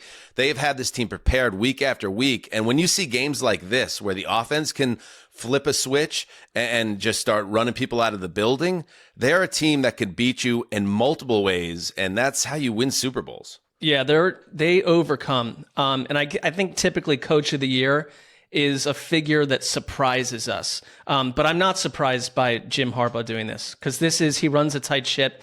We've seen it before, so the narrative is a little bit different than some of these new guys. But man, I thought it was just beyond the offense and all the yardage they put up, and with all the injuries, like to stop the Cowboys on downs 2 times in a row, then generate a fumble. There was a 4th and 1 play where the Chargers just stood up and stopped Dallas, and they took Dallas out of the game. And it's like, this is a pretty complete team. They're really well coached. Jesse Minter has got this defense playing really well, and it's like, I don't think this is the team you want to run into in the wild card round. Mm-mm. On the flip side, so I mean, I think that this is a game of consequence for Dallas, because you can always read the tea leaves and you can kind of see what a coaching staff is thinking. We made a big deal earlier in the season when the Falcons flipped Zach Robinson to the field from the booth. They did the opposite with Eberflus. They moved him from the field up into the press box to see if he could see the game better, and then for him to then go out and give up a season high 452 yards, I think was sort of a backbreaker on the Eberflus tenure. I'm surprised he made it, to be honest, through the length of the season, especially when Jerry Jones started talking trash about him. But, I think that that's going to be perhaps the central focus of Dallas's offseason at this point, is can they get a coordinator in here to kind of make these pieces work? Yeah. And one more thing on the Herbert side of things. The last 2 weeks, when they grinded out wins and low scoring affairs, they did it where it felt like they're managing the Herbert hand issue. He had the surgery a couple weeks back now. But this game was the first time it was like, all right, he's still got the wrap on his hand and everything, but he didn't seem affected in the same way. And in addition for throwing for 300 yards, he runs for nearly 50 yards. And he looks like that guy. Again, here's Herbert on the status of his hand injury after the game. Yeah, it's getting better. I think the swelling's going down. I got much better grip on the ball now, and so I think every week, every day helps, and just getting used to it and allowing the bone to heal. So it's been good so far. He's got it all. Tough old boy. Tough old boy. Jared probably just was watching that game. He's like, I like that boy. He Well, you looks can't good. have him. Star on his helmet. Have another vodka. Maybe I'll pick up the phone. I'm a master deal maker. It's like, is this the Titans owner? Bring me that boy to my pool. We certainly have made a trade. Mark, when I open the door for a little Strunko, I need something from you. She's like, I'm just going to dip from the kneecap down both of my legs into the pool and just see if it mixes with the drink I'm putting into my mouth. Let me peel off these compression socks. It's an unseasonably warm day down south. I love it down here south. You said there's a football game on? It was my team. Are we playing Patrick Mahomes today? It's like, I get bet a we grip. vanquish him. Read a newspaper. You guys All watched right. the new Knives Out? Sounds like it. No, I haven't. But Come I get the on, reference. It was good. I get the reference. We watched it last night. It was great. Yeah. All right. More on that, Justin. What else did you More on that later. I will tell you in the Coach of the Year odds currently on DraftKings that Jim Harbaugh is tied for 8th highest odds, which sounds high, but it's not. It's a 200-1 long shot right now, so I don't think it's going to happen. Take it. I mean, that's a good one for one of your little dummy sheets, Justin. The little $8 bet, 200-1. Yeah, pay for your $10 bachelor to win party. $2,000. Where are you going for your bachelor party, by the way? What is it? What's the Graver bachelor party going to look like? Is it going to be debaucherous? Lake House. No. Lake House. No. No. We're actually doing what we're calling a batch party. So we're inviting all of the groomsmen and all of the bridesmaids to party together. And I think it's going to be really fun and great, and a great way to sort of break the ice so that the wedding is more fun, because this will be a group of people that have all partied together before, and it's going to be awesome. Most of the people in the wedding party are with somebody. Almost everybody is with somebody. There's only a handful of But sisters. we'll be It makes breaking more the ice. sense. We'll be breaking the ice at the wedding because we were not invited to said event. So I mean, is this a normal thing now? I bet more and more.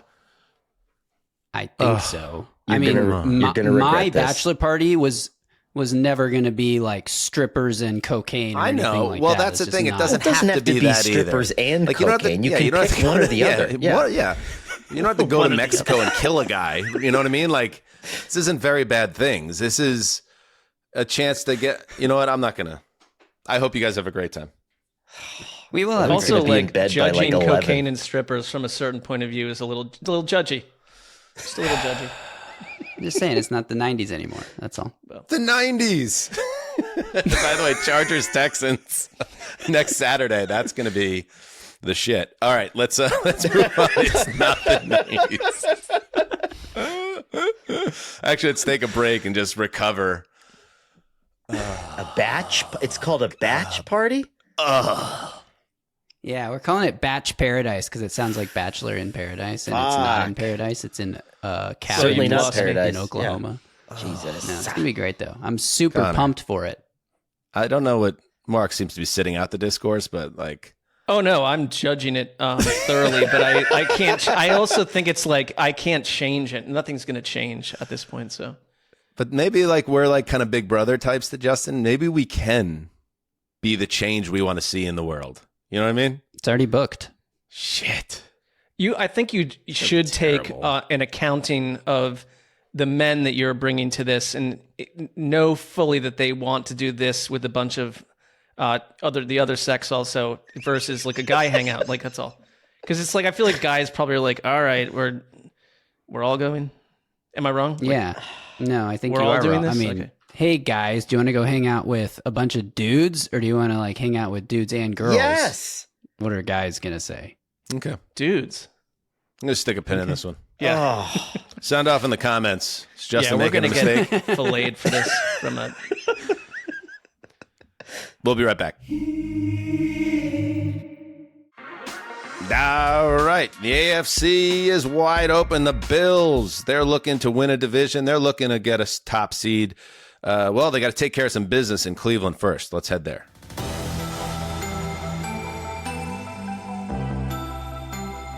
I like this one. The song. Game was fun. The Buffalo Bills. What are you going to get from the Bills week to week? You don't even know what you're going to get from the Bills quarter to quarter, it seems sometimes. Remember, this team was down 21-0 to a team on a double-digit win streak, and then just kicked the shit out of that team the last 2.5 quarters to win. Then they go to Cleveland against the 3-11 Browns, and the Browns give them all they can handle. Luckily, the Bills have James Cook, who absolutely fillets the Cleveland defense in this game. 2 touchdowns, big plays, and that is the difference in a 23-20 win for the Bills. They do get to 11-4. The Browns do fall to 3-12, and Myles Garrett is credited with half a sack, and a very strange credit of half a sack. I don't know if we really need to dig into it, but he is now 1 full sack short of setting the NFL record. He's sitting on 22 now. So that is the Browns side of this. Quinshon Judkins suffers a terrible leg injury in this game, Mark. He is out for the year and hopefully has a speedy and uneventful recovery process. But the Bills survive. They don't look great, but they survive. Yeah, I mean, I think it's fair to draw the parallel to the Texans that we did before, that it was just one of these like late season games where Buffalo just looked kind of like, they kind of remind me sometimes when you have like, when you're growing up and you have like a guy friend who's like hot and fit and yet he's got self-confidence issues. Like, why aren't you devastating the countryside with what God has given you? But like the Bills today just kind of like hanging around, like not flexing their muscles. And I will say one thing, like Cleveland's got a bunch of young players. We've talked about it multiple weeks, but Harold Fannin is a star, and the Bills had no answer for him. And Shedeur Sanders continues to make a couple plays a game that kept Cleveland in this thing. And they found a way to, you're right that it was Cook. Like that's what it was, Cook and really nothing else. It's almost like the Bills said, we're just going to show you about half our offense and see if we can hang on here. And that's what occurred. It wasn't like it was in threat that Cleveland was going to win this. The score is close, but like to me, Cleveland hung around based on their young talent, but Buffalo did not need to go nuclear to win this Well, you thing. were trashing the Bills in the text thread, Mark. So why I don't think you the Bills, speak on that? Because I think I said it. I think they're like why aren't you much better than this? No, why speak aren't on what you do- said on the text thread, Mark. Let it all out. Well, why aren't you dominating what's No, you meant said to more be than the that. second or third team? You said more than that. Go Well, ahead. recall what did I say? Because I said they were lambs being led to slaughter in January, that they were done, that they are not for real. And I think they will be. Okay. But I've said that before too. I think that they are a team that people are clinging to because there's a lot of newness in the playoffs, and the Bills are the thing we can rely on. They are susceptible to stinkers, and this was not one today entirely because you won. But what happened today, and why? Why aren't you blowing this team out? I'm of two minds because like the Browns, despite their terrible record and your window is closed. Their run defense, which has gotten progressively worse in the back end of the season, was really bad in this game to the point when there were a couple drives. I think the Bills scored in their first 3 drives of this game, and then they went cold in this game. Josh Allen didn't even have a touchdown in this game. Dawson Knox had a terrible drop late in the game that had fantasy owners like myself screaming at the heavens. But there was moments in this game where they were just giving it to James Cook, same play over and over again. He just went straight down the field and into the end zone. Yeah. But to your point, they were the offense that they called, which isn't the first time we've seen this Bills offense. The last time I saw it is when they had that game when both tackles were out a few weeks back, and it was very conservative in terms of the downfield passing or lack thereof. You kind of had that type of attack from Buffalo. Maybe a lot of that was to try to neutralize the Myles Garrett threat. But they got a great job. They did a great job containing Garrett, who I think had one hurry in the game, in this game. But overall, it wasn't an overwhelming effort. But James Cook is the guy that, his ascension to being a true star and a compliment takes a lot off Josh Allen's shoulders, to the point where Allen could have a 0 touchdown game and they still find a way to win. Here is Allen after the game about his halfback. I mean, he's the best back in football. I don't know how awards shake out, but I mean, he should be in the running for every award. He's an absolute stud. We love having him, and he makes our offense go. I mean, there are quarters at a time where he looks like the best running back in the league, and to the point of like the Bills weren't like a blooming flower today on offense. They just didn't need to be. I think this was just sort of more prosaic. Like, let's get out of here with a win. Josh Allen was banged up at one point. That raised some concern. It's like, I think it was just like, let's survive this and move on. And I will say one last thing, and then I'll pass it to you guys. But it's like, on the Myles Garrett front, they play the Steelers in Cleveland next week. This needs to happen next week, because I don't want it going to week 18 and I got to hear a bunch of asterisks talk from a bunch of Bill James, baseball encyclopedia people. Like, get it done next week, and I don't want it compared with history. I just have a quick question. Because I did not have eyes on this game, but there was a Sean McDermott glasses versus non-glasses graphic.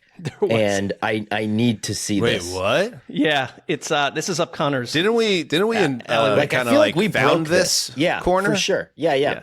We did ask Sean about this during our call on Saturday, and he said it started with his son alerting him to the fact that Bills Mafia was talking about the glasses and the record, as you saw there, just being much more positive without. And then his wife endorsed, so that's why you no longer see the lenses. 3-3 but they with were glasses. prescription guys. This wasn't just a style thing for Sean. 7-1 without glasses. We call them the adultery glasses. And notice that he had to hammer home the fact that these were prescription glasses and not for style. So I think this is something that McDermott wants out there right now. Yeah. The two of you came up with your own multiverse reality to what's happening here, that he's prowling the streets. Like it seemed to be a little bit more to it about like what's going on with Sean. And I still, not that I want anything, negative to come out of his personal life and into the public, Connor, but like that this was like the dad who's out at the end of the bar, and he's got a new shirt that he picked up at the mall, and he's like, all right, I'm going to put these glasses on. And these glasses might go into the glove compartment when he goes into the house for dinner. That's all. Two things, like the graphic when they split it without the glasses, having him squinting was just exquisite work by CBS to make him look like he actually can't see what's going on the field. I thought that was like one of my favorite things ever. And also, like, if they are prescription, like, let him wear the glasses. Like, I don't care if you're losing. Like, he is the play calling defensive coordinator. He should have glasses if he can't see. But the other part of this, you get a role in a major motion picture. He had a cameo in Hallmark: A Bill's Love Story. All of a sudden the fashion changes. A lot of stuff. Maybe the life, maybe home, everything's just a little bit different now. I don't know. So yeah, he was good in that film too. I thought great. He did a nice job. All right, let's head to the Meadowlands. Yikes.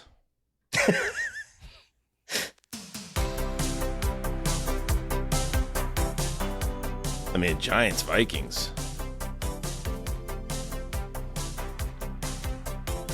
First day of winter. Who wants it? J.J. McCarthy ran for a touchdown in this game, but then he banged up his right hand, and then they have a shot on the sideline of, I guess, the athletic trainer examining the hand, and then McCarthy recoils as if he had just been shot, and that was the end of his day. So once again, J.J. McCarthy exits a game before halftime. Max Brosmer gets another chance, to say something about himself after that disastrous game in Seattle a few weeks back. And this time he helps the Vikings win their third game in a row, beating the Giants 16-13. Both teams eliminated from playoffs, and it was the Vikings that come out of this with the win. Justin, the McCarthy injury, I think we learned after the game that they don't believe it's a break in the hand, so maybe his season isn't over. But in terms of what the rest of the season was supposed to be for the Vikings, an evaluation, and including and especially at the game's most important position, just another setback for Minnesota, despite the win.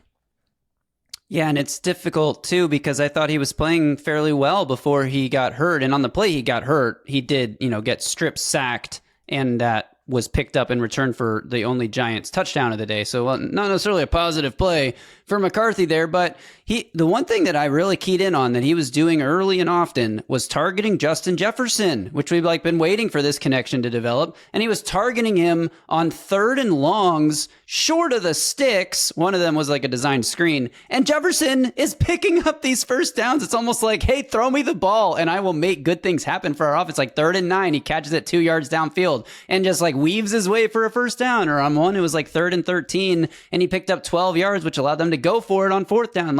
All these moments where it's okay, Justin Jefferson is alive and producing, and that was good to see. But to your point, your best ability, what do they always say, is availability. And if McCarthy can't be available, then what is he? He's not worth anything to you. So I don't know. I'll be very curious to see how they handle the quarterback position in the offseason. Do they bring in one of these vets? Is a Tua or a Kyler or one of these type of guys available? Do they have a competition in training camp, or do they just wait in the wings for McCarthy to get hurt again, and then maybe they don't give the job up because they're being coached by Kevin O'Connell, who does great work with these veteran quarterbacks? So I don't know. It was curious and a bummer for Vikings fans who are holding out hope for this young player and for himself, of course. I think they've been pretty clear that it seems clear that they're going to bring in a veteran to compete on some level. I mean, this is one of these games where the box score is sort of arresting. The leading receiver for the Giants had 19 yards, and Jackson Dart threw for 33 yards over 4 quarters of pro football action.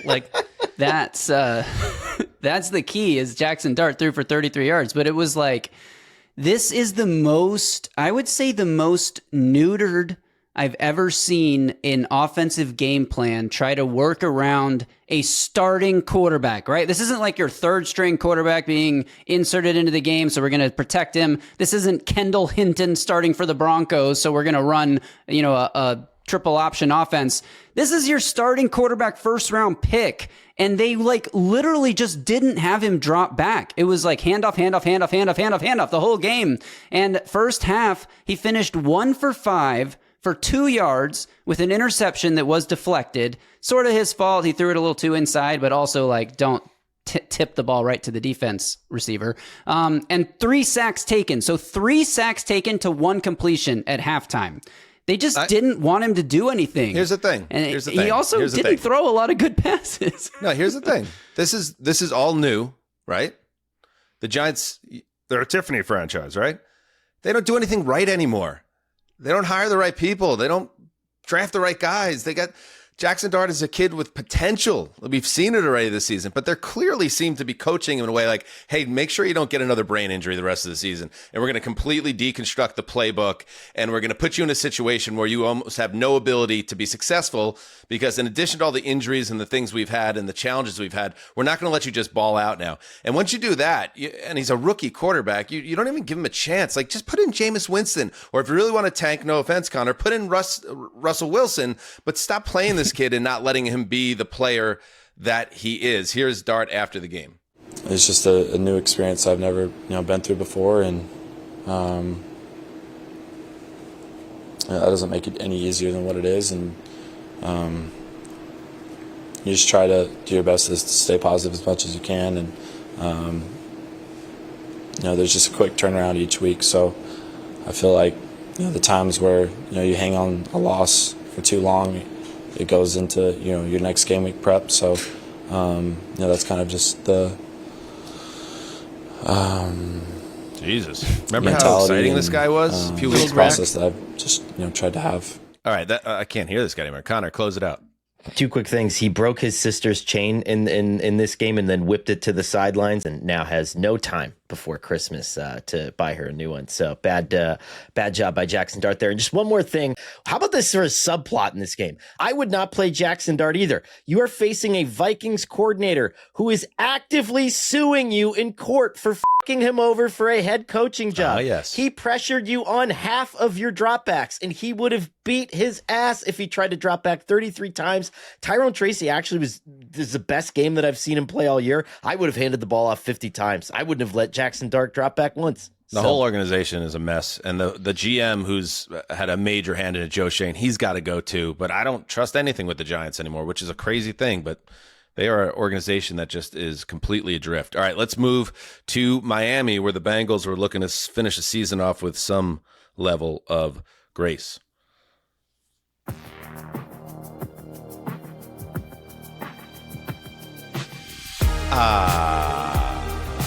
Joe Burrow. It's on all of our radars, and I love Joe Burrow, but like the lead of the AP story for this game, a 45-21 win for the Bengals over the Dolphins. Joe Burrow is having fun playing football. Oh, please. I mean, listen, he set it up that way with his comments a couple weeks back, and that's the only thing people are going to be talking about from now until the end of Week 18. But anyway, the quarterback threw 4 touchdown passes, threw for over 300 yards, and they rout the Dolphins, who quit. We already knew the Dolphins quit. They quit before the ending of the Monday night game, as you recall, as they were like almost actively trying to run out the clock because they were cold.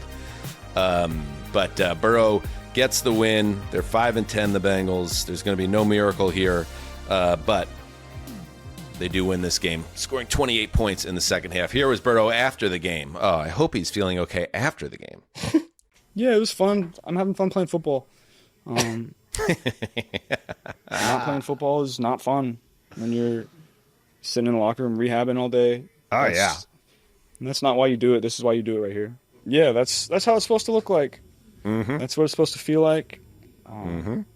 So we got to keep that feeling going these next couple weeks and build some momentum. It sucks when you have a moment of honesty at the podium, and now every week the Bengals reporters are going to be like, are you having fun again? Are you happy? Is everything okay? Like, please, shit, I please should don't not leave. have said anything. Why did Well, I it was say multiple. that? It was multiple sessions where he went like hyper goth on us. It wasn't just one. Why was I honest? Why did I bare my soul on any level to these clowns? Yeah, I don't know what else needs to be added here other than the defense, which has been terrible for most of the year. They were really good in the second half. They got 4 stops on 4 Miami drives, 2 of them's 2 interceptions, a fumble, turnover on downs. So you're looking just for things to build on. And if you care about how Quinn Ewers,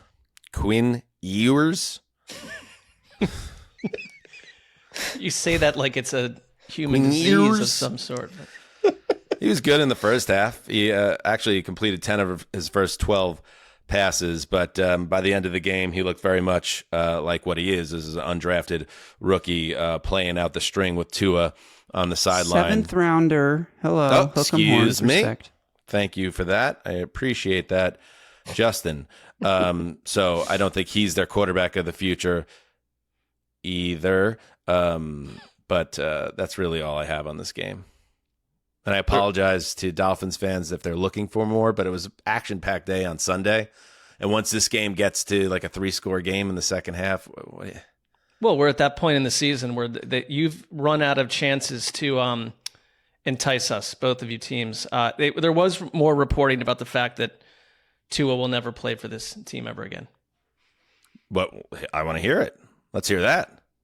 Well, it's multiple sources saying that this is over with Miami and Tua. That sorry, I'm sorry. I think I was just thinking Burrow, because all I could think about is Burrow leaving Right. the Bengals.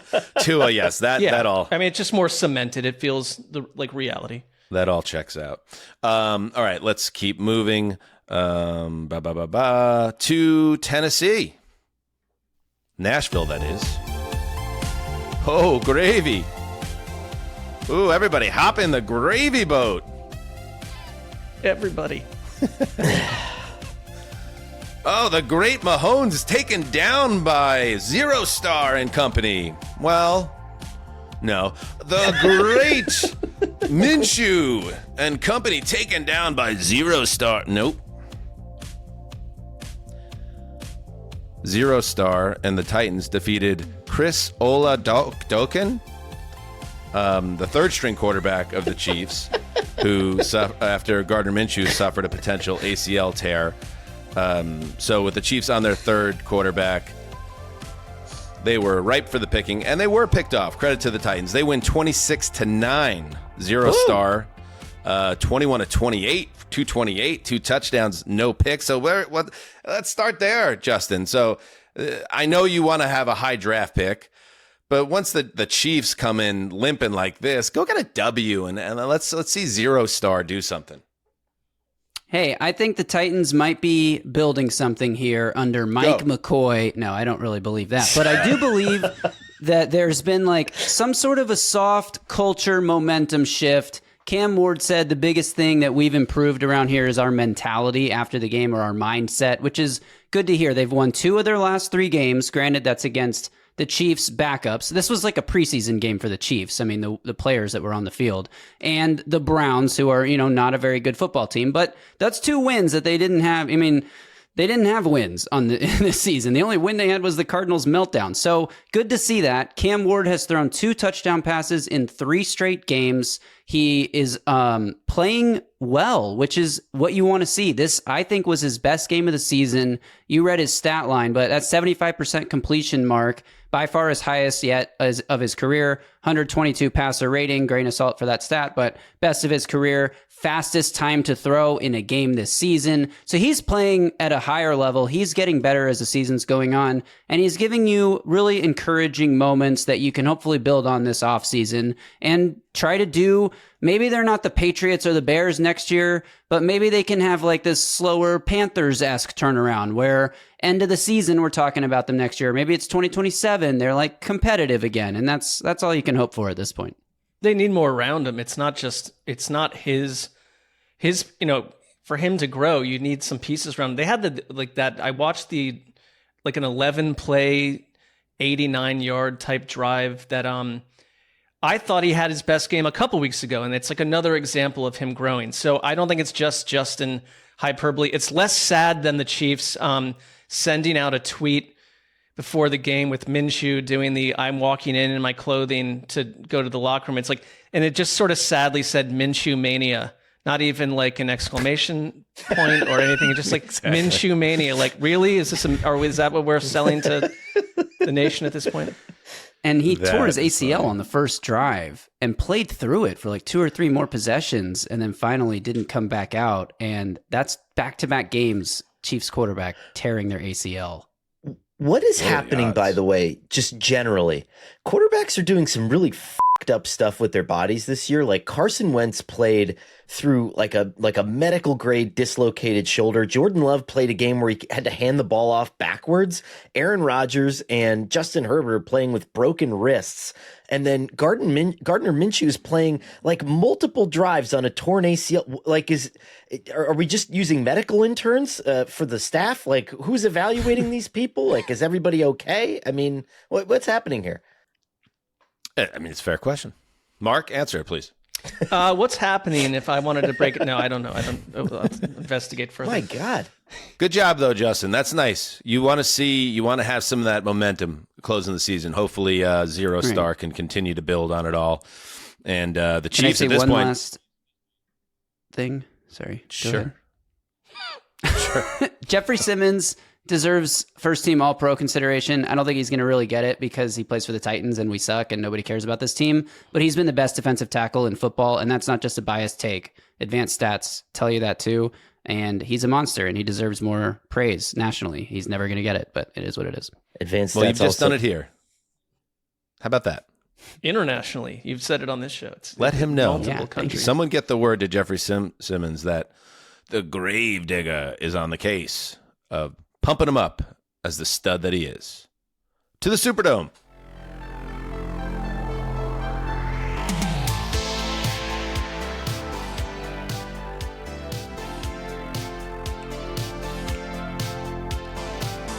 Taysom Hill game? Sure, why not? Maybe one more for the road.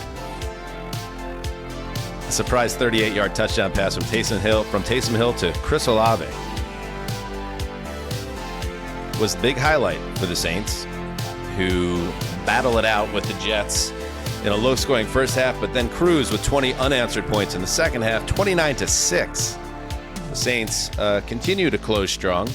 The schedule is certainly helping them on that front, but hey, they're winning the games that are in front of them. They're 5-10. The Jets, 3-12, move up just a little bit more in the draft pick race, the race for the number one overall pick. Chris Olave also caught a touchdown from Tyler Shuck, and our buddy Charlie Smith, the Irishman, tied a Saints record with 5 field goals. So 3 straight wins for the Saints. The Jets continue to lose, and that is all right with me. Here's Cam Jordan after the game. Cam Jordan, I believe this is the last home game for the Saints this season, and guys like Taysom Hill, guys like Cam Jordan know that their time with the Saints could be coming to an end, so ending it with a win isn't bad at all. So we going to hit the streets tonight. It is what it is. I don't know. I've never seen myself not being in black and gold. Again, I've always wanted to be here unless you don't want me. Then I got to go back to the West Coast. Cam Jordan has always been a great quote, and I think he has a career in media. He's already done it, actually. Yeah, this was a nice game for those veteran players. Taysom Hill, by the way, sneaky Mark, 35 years old now. And he finished with 116 total yards in this game, including that fourth quarter touchdown pass. Sean Payton gave him that for all of Connor's issues with Sean Payton. The contract that he gave Taysom Hill a couple of years back was absolutely a beautiful contract if you're Taysom Hill. So I'll kind of miss him on the Saints if he goes away because, like, I mean, it's probably time, right? Like the fact that he's even still there is kind of outrageous. No, but, it's a lot about the Saints feels old and new all at once, like ancient and new all at once. Right, guys like Cam Jordan and Alvin Kamara and Taysom Hill. It does feel like they might age out of the picture, and then the bright way to look at this is, again, like we see with Zero Star and the Titans. Maybe they can build a little something here. I'm not a big fan of take the quote unquote momentum of the next season and just like sign up for them being good next year, but some good vibes and these younger players having a chance to develop, and Olave ending a season in a strong manner rather than on injured reserve. These are all like positive things that are happening around the Saints for a team, when you think about it, was an outright disaster at the dawn of this year. Yeah, I mean, Kellen Moore has done a good job.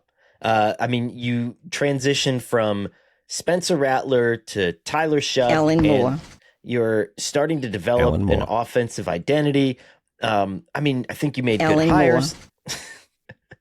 And yeah, I mean, I thought he was Keep a good going. hire. Don't That's worry. all. That's part of the challenge of the show. I know you don't deal with challenge. when you're doing a show with Bert Breer. You don't have to worry about this, but on our show, there's a little mental gymnastics when you're talking to Saints. You might have to deal with this.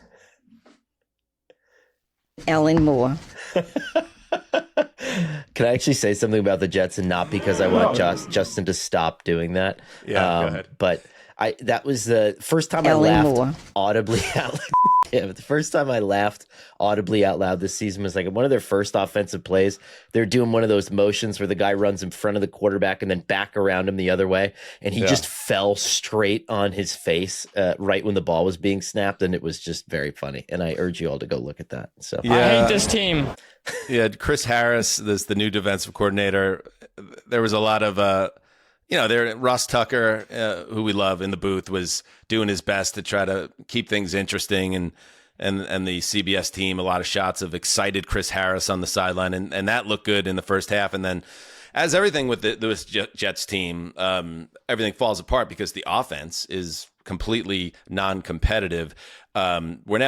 We knew this already, but 15 straight seasons of missing the playoffs now, which is unprecedented futility in the modern era of the NFL. There are also 6 straight years now with more than 10 losses, which is also outrageous. And I'll give Tucker a little shout out. CBS near the end of this, another lost game and another lost season for the Jets.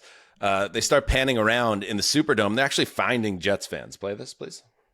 I got to tell you, Tom, I'm incredibly impressed by Jets fans.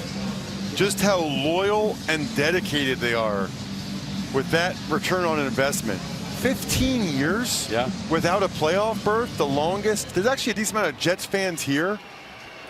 I mean, you see them on social media, you talk with them. Most of the ones I talk to have a very realistic perspective of where they're at and what they want. But they continue to support this team without getting a whole lot in return. You get the sense they're going to be visiting the French Quarter this evening. Yeah, I mean, I hope so. It is amazing that a team, to see the two bad teams essentially, and you're going down there and watching your team get its brains beat. And I've started following this account on Instagram recently. It's like New York Jets history, and they'll just play clips from good moments in the last 25 years. And it was a reminder, is like, it feels so far gone now, but there were times where it was exciting to root for this team, even if they weren't getting to the Super Bowl. And one day, maybe it will happen again, but this is not the year. And by the way, another game without an interception. That is an NFL record. But you're rooting for that at this point, right? Well, they've now set the NFL record. That is 15 consecutive games without an interception. And now we're going to see 2 more games. Can they go an entire season without it? I would imagine the Jets, one of the buzzwords you'll hear around the team going into and toward the draft and free agency is, we need to find some playmakers on defense. Oh, we're going to be ball hawks. Yes. Yeah, that is absolutely going to be buzzwords around the New York Football Jets. Hang in there, Jets fans. One day this will turn, but we don't know when. All right, let's keep moving to Arizona. Oh, man. Cardinals suck, dude. They suck, dude. They're so bad. Zummy, man. Talk about drinking on a Sunday. My fantasy team went down this weekend. It's like, the one thing they were giving you was, we're going to get nice games from McBride and Wilson. And then this game, it's like, they're at home against the Falcons, and the offense is just sputters. They can't get a stop. Bijan Robinson, another incredible game, both out of the backfield as a rusher and as a receiver. Superstar tight end Kyle Pitts caught another touchdown pass. 26-19, the Falcons prevail, and they improved to 6-9. The Cardinals, another team in the mix for a top pick in the NFL draft, fall to 3-12. Connor, your thoughts on this one? I mean, the Kyle Pitts thing is unbelievable. Where if you transported someone from another planet into earth and you explained like very vaguely the rules of football, and then you just showed them this game, they would be like, is this the greatest player of all time? He just looks like a creative person, like that you would make in college football 2004. He's bigger than everybody else, and on that touchdown, he like motions the length of the field, sprints away from like 3 defenders, and catches the ball without anybody near him. And you're like, where the f*** was this for like 4 years? It's unbelievable. It really is something. I loved every minute of watching it. It was great.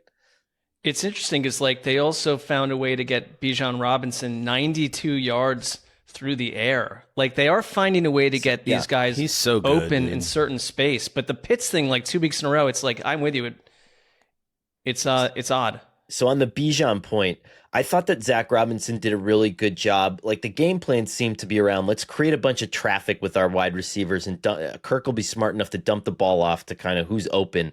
And there was one where it was sort of like a swing screen to Bijan Robinson, and some of the other receivers were supposed to run the other way and kind of take people out, and they didn't. And Bijan Robinson, it didn't matter anyway. Like he was still 30 yards downfield. He was beating the other guys that the other receivers were supposed to take out of the play. And it was something. He didn't even look like he was running full speed. You know how Derrick Henry does that? Mm-hmm. Bijan Robinson does it, but like he's not Derrick Henry's size. And I don't the physics of it blow me away. He's over 2,000 yards from scrimmage, leads the NFL. I was thinking of like who's a comp in recent NFL history of a guy that is arguably the most talented running back specifically in the league, and he's just kind of buried on a bad/mediocre team for an extended period of time, as he has been so far in his NFL career. Is it Barry Sanders? But even Barry Sanders was on some good teams at points of his career before the Lions went into a deep tailspin for a decade or two. But I just hope they build around this guy because he's incredible. Like very quietly, by the standards of the NFL, is maybe the best running back in football, but it's all kind of been for naught in terms of the big picture because they can't build around him. It can't be 3 years from now, like with the actual position he plays. Like want it to happen soon. And we have time to talk about this, but they're another fascinating conversation about like what is, I guess Penix showed enough where you're going to give him the job, or do you bring someone else in other than Kirk Cousins next year to mix things up? Is the head coach going? We know Bijan's not going anywhere, at least not right now. All right. That is the Week 16 recap. Remember, Amazon Prime isn't just about speed. It's your secret weapon for making sure last-minute gifts arrive on time, keeping the holidays stress-free.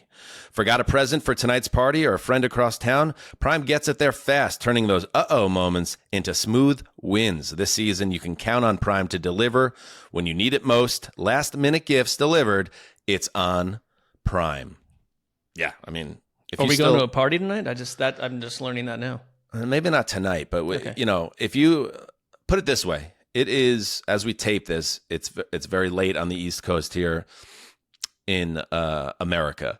And if you don't have your gift for your significant other, and I know we have a large majority male audience, we have female listeners. Mark tracks it closely, but we have a large majority. The overwhelming majority is men, and men that are typically married or in long-term relationships.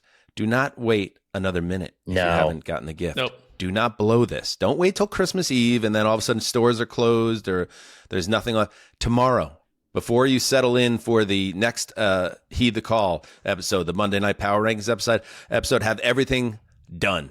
And if you have a bachelor party, go have a real bachelor party. Yeah, while we're at it. You literally have your entire life to be together with your wife and hang out with her friends and...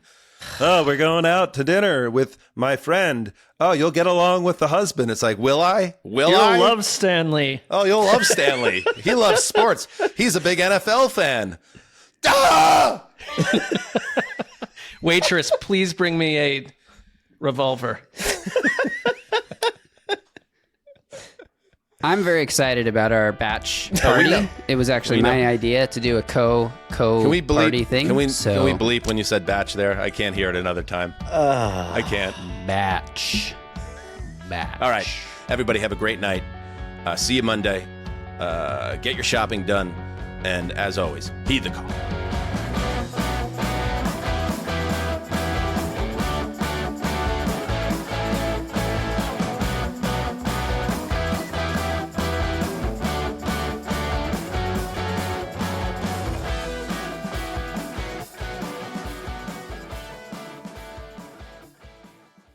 Here's the issue, Mark. You and I are aging, and that it's hard to stop that. Nope, you know it's what I mean? problematic.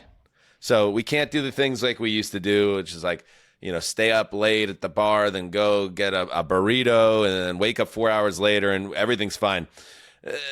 We need something. How about this, Mark? How about what I've been using? Terra Origin. Because adulthood, it's hitting hard. We're dealing with it. Middle-aged guys.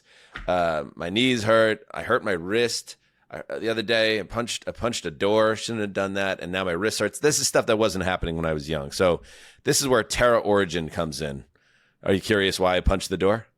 Yeah, I was going to say that's a different conversation. But, if you've got Terra Origin, I'm sure that you're going to be able to get your way out of that mess. Aaron Judge grounded into a double play. Anyway, Terra Origin makes science-backed, clean supplements designed to help men perform better, recover faster, and feel good every single day. They make smart, no BS supplements that actually help you feel human again.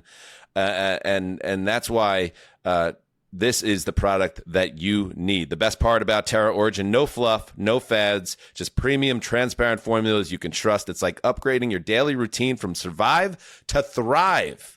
So whether you're lifting, leading, grinding, or parenting, Terra Origin helps you show up at your best. Visit TerraOrigin.com and use the code PODCAST for 30% off your first order and free shipping. That's TerraOrigin.com. Terra Origin. Feel better from the inside out.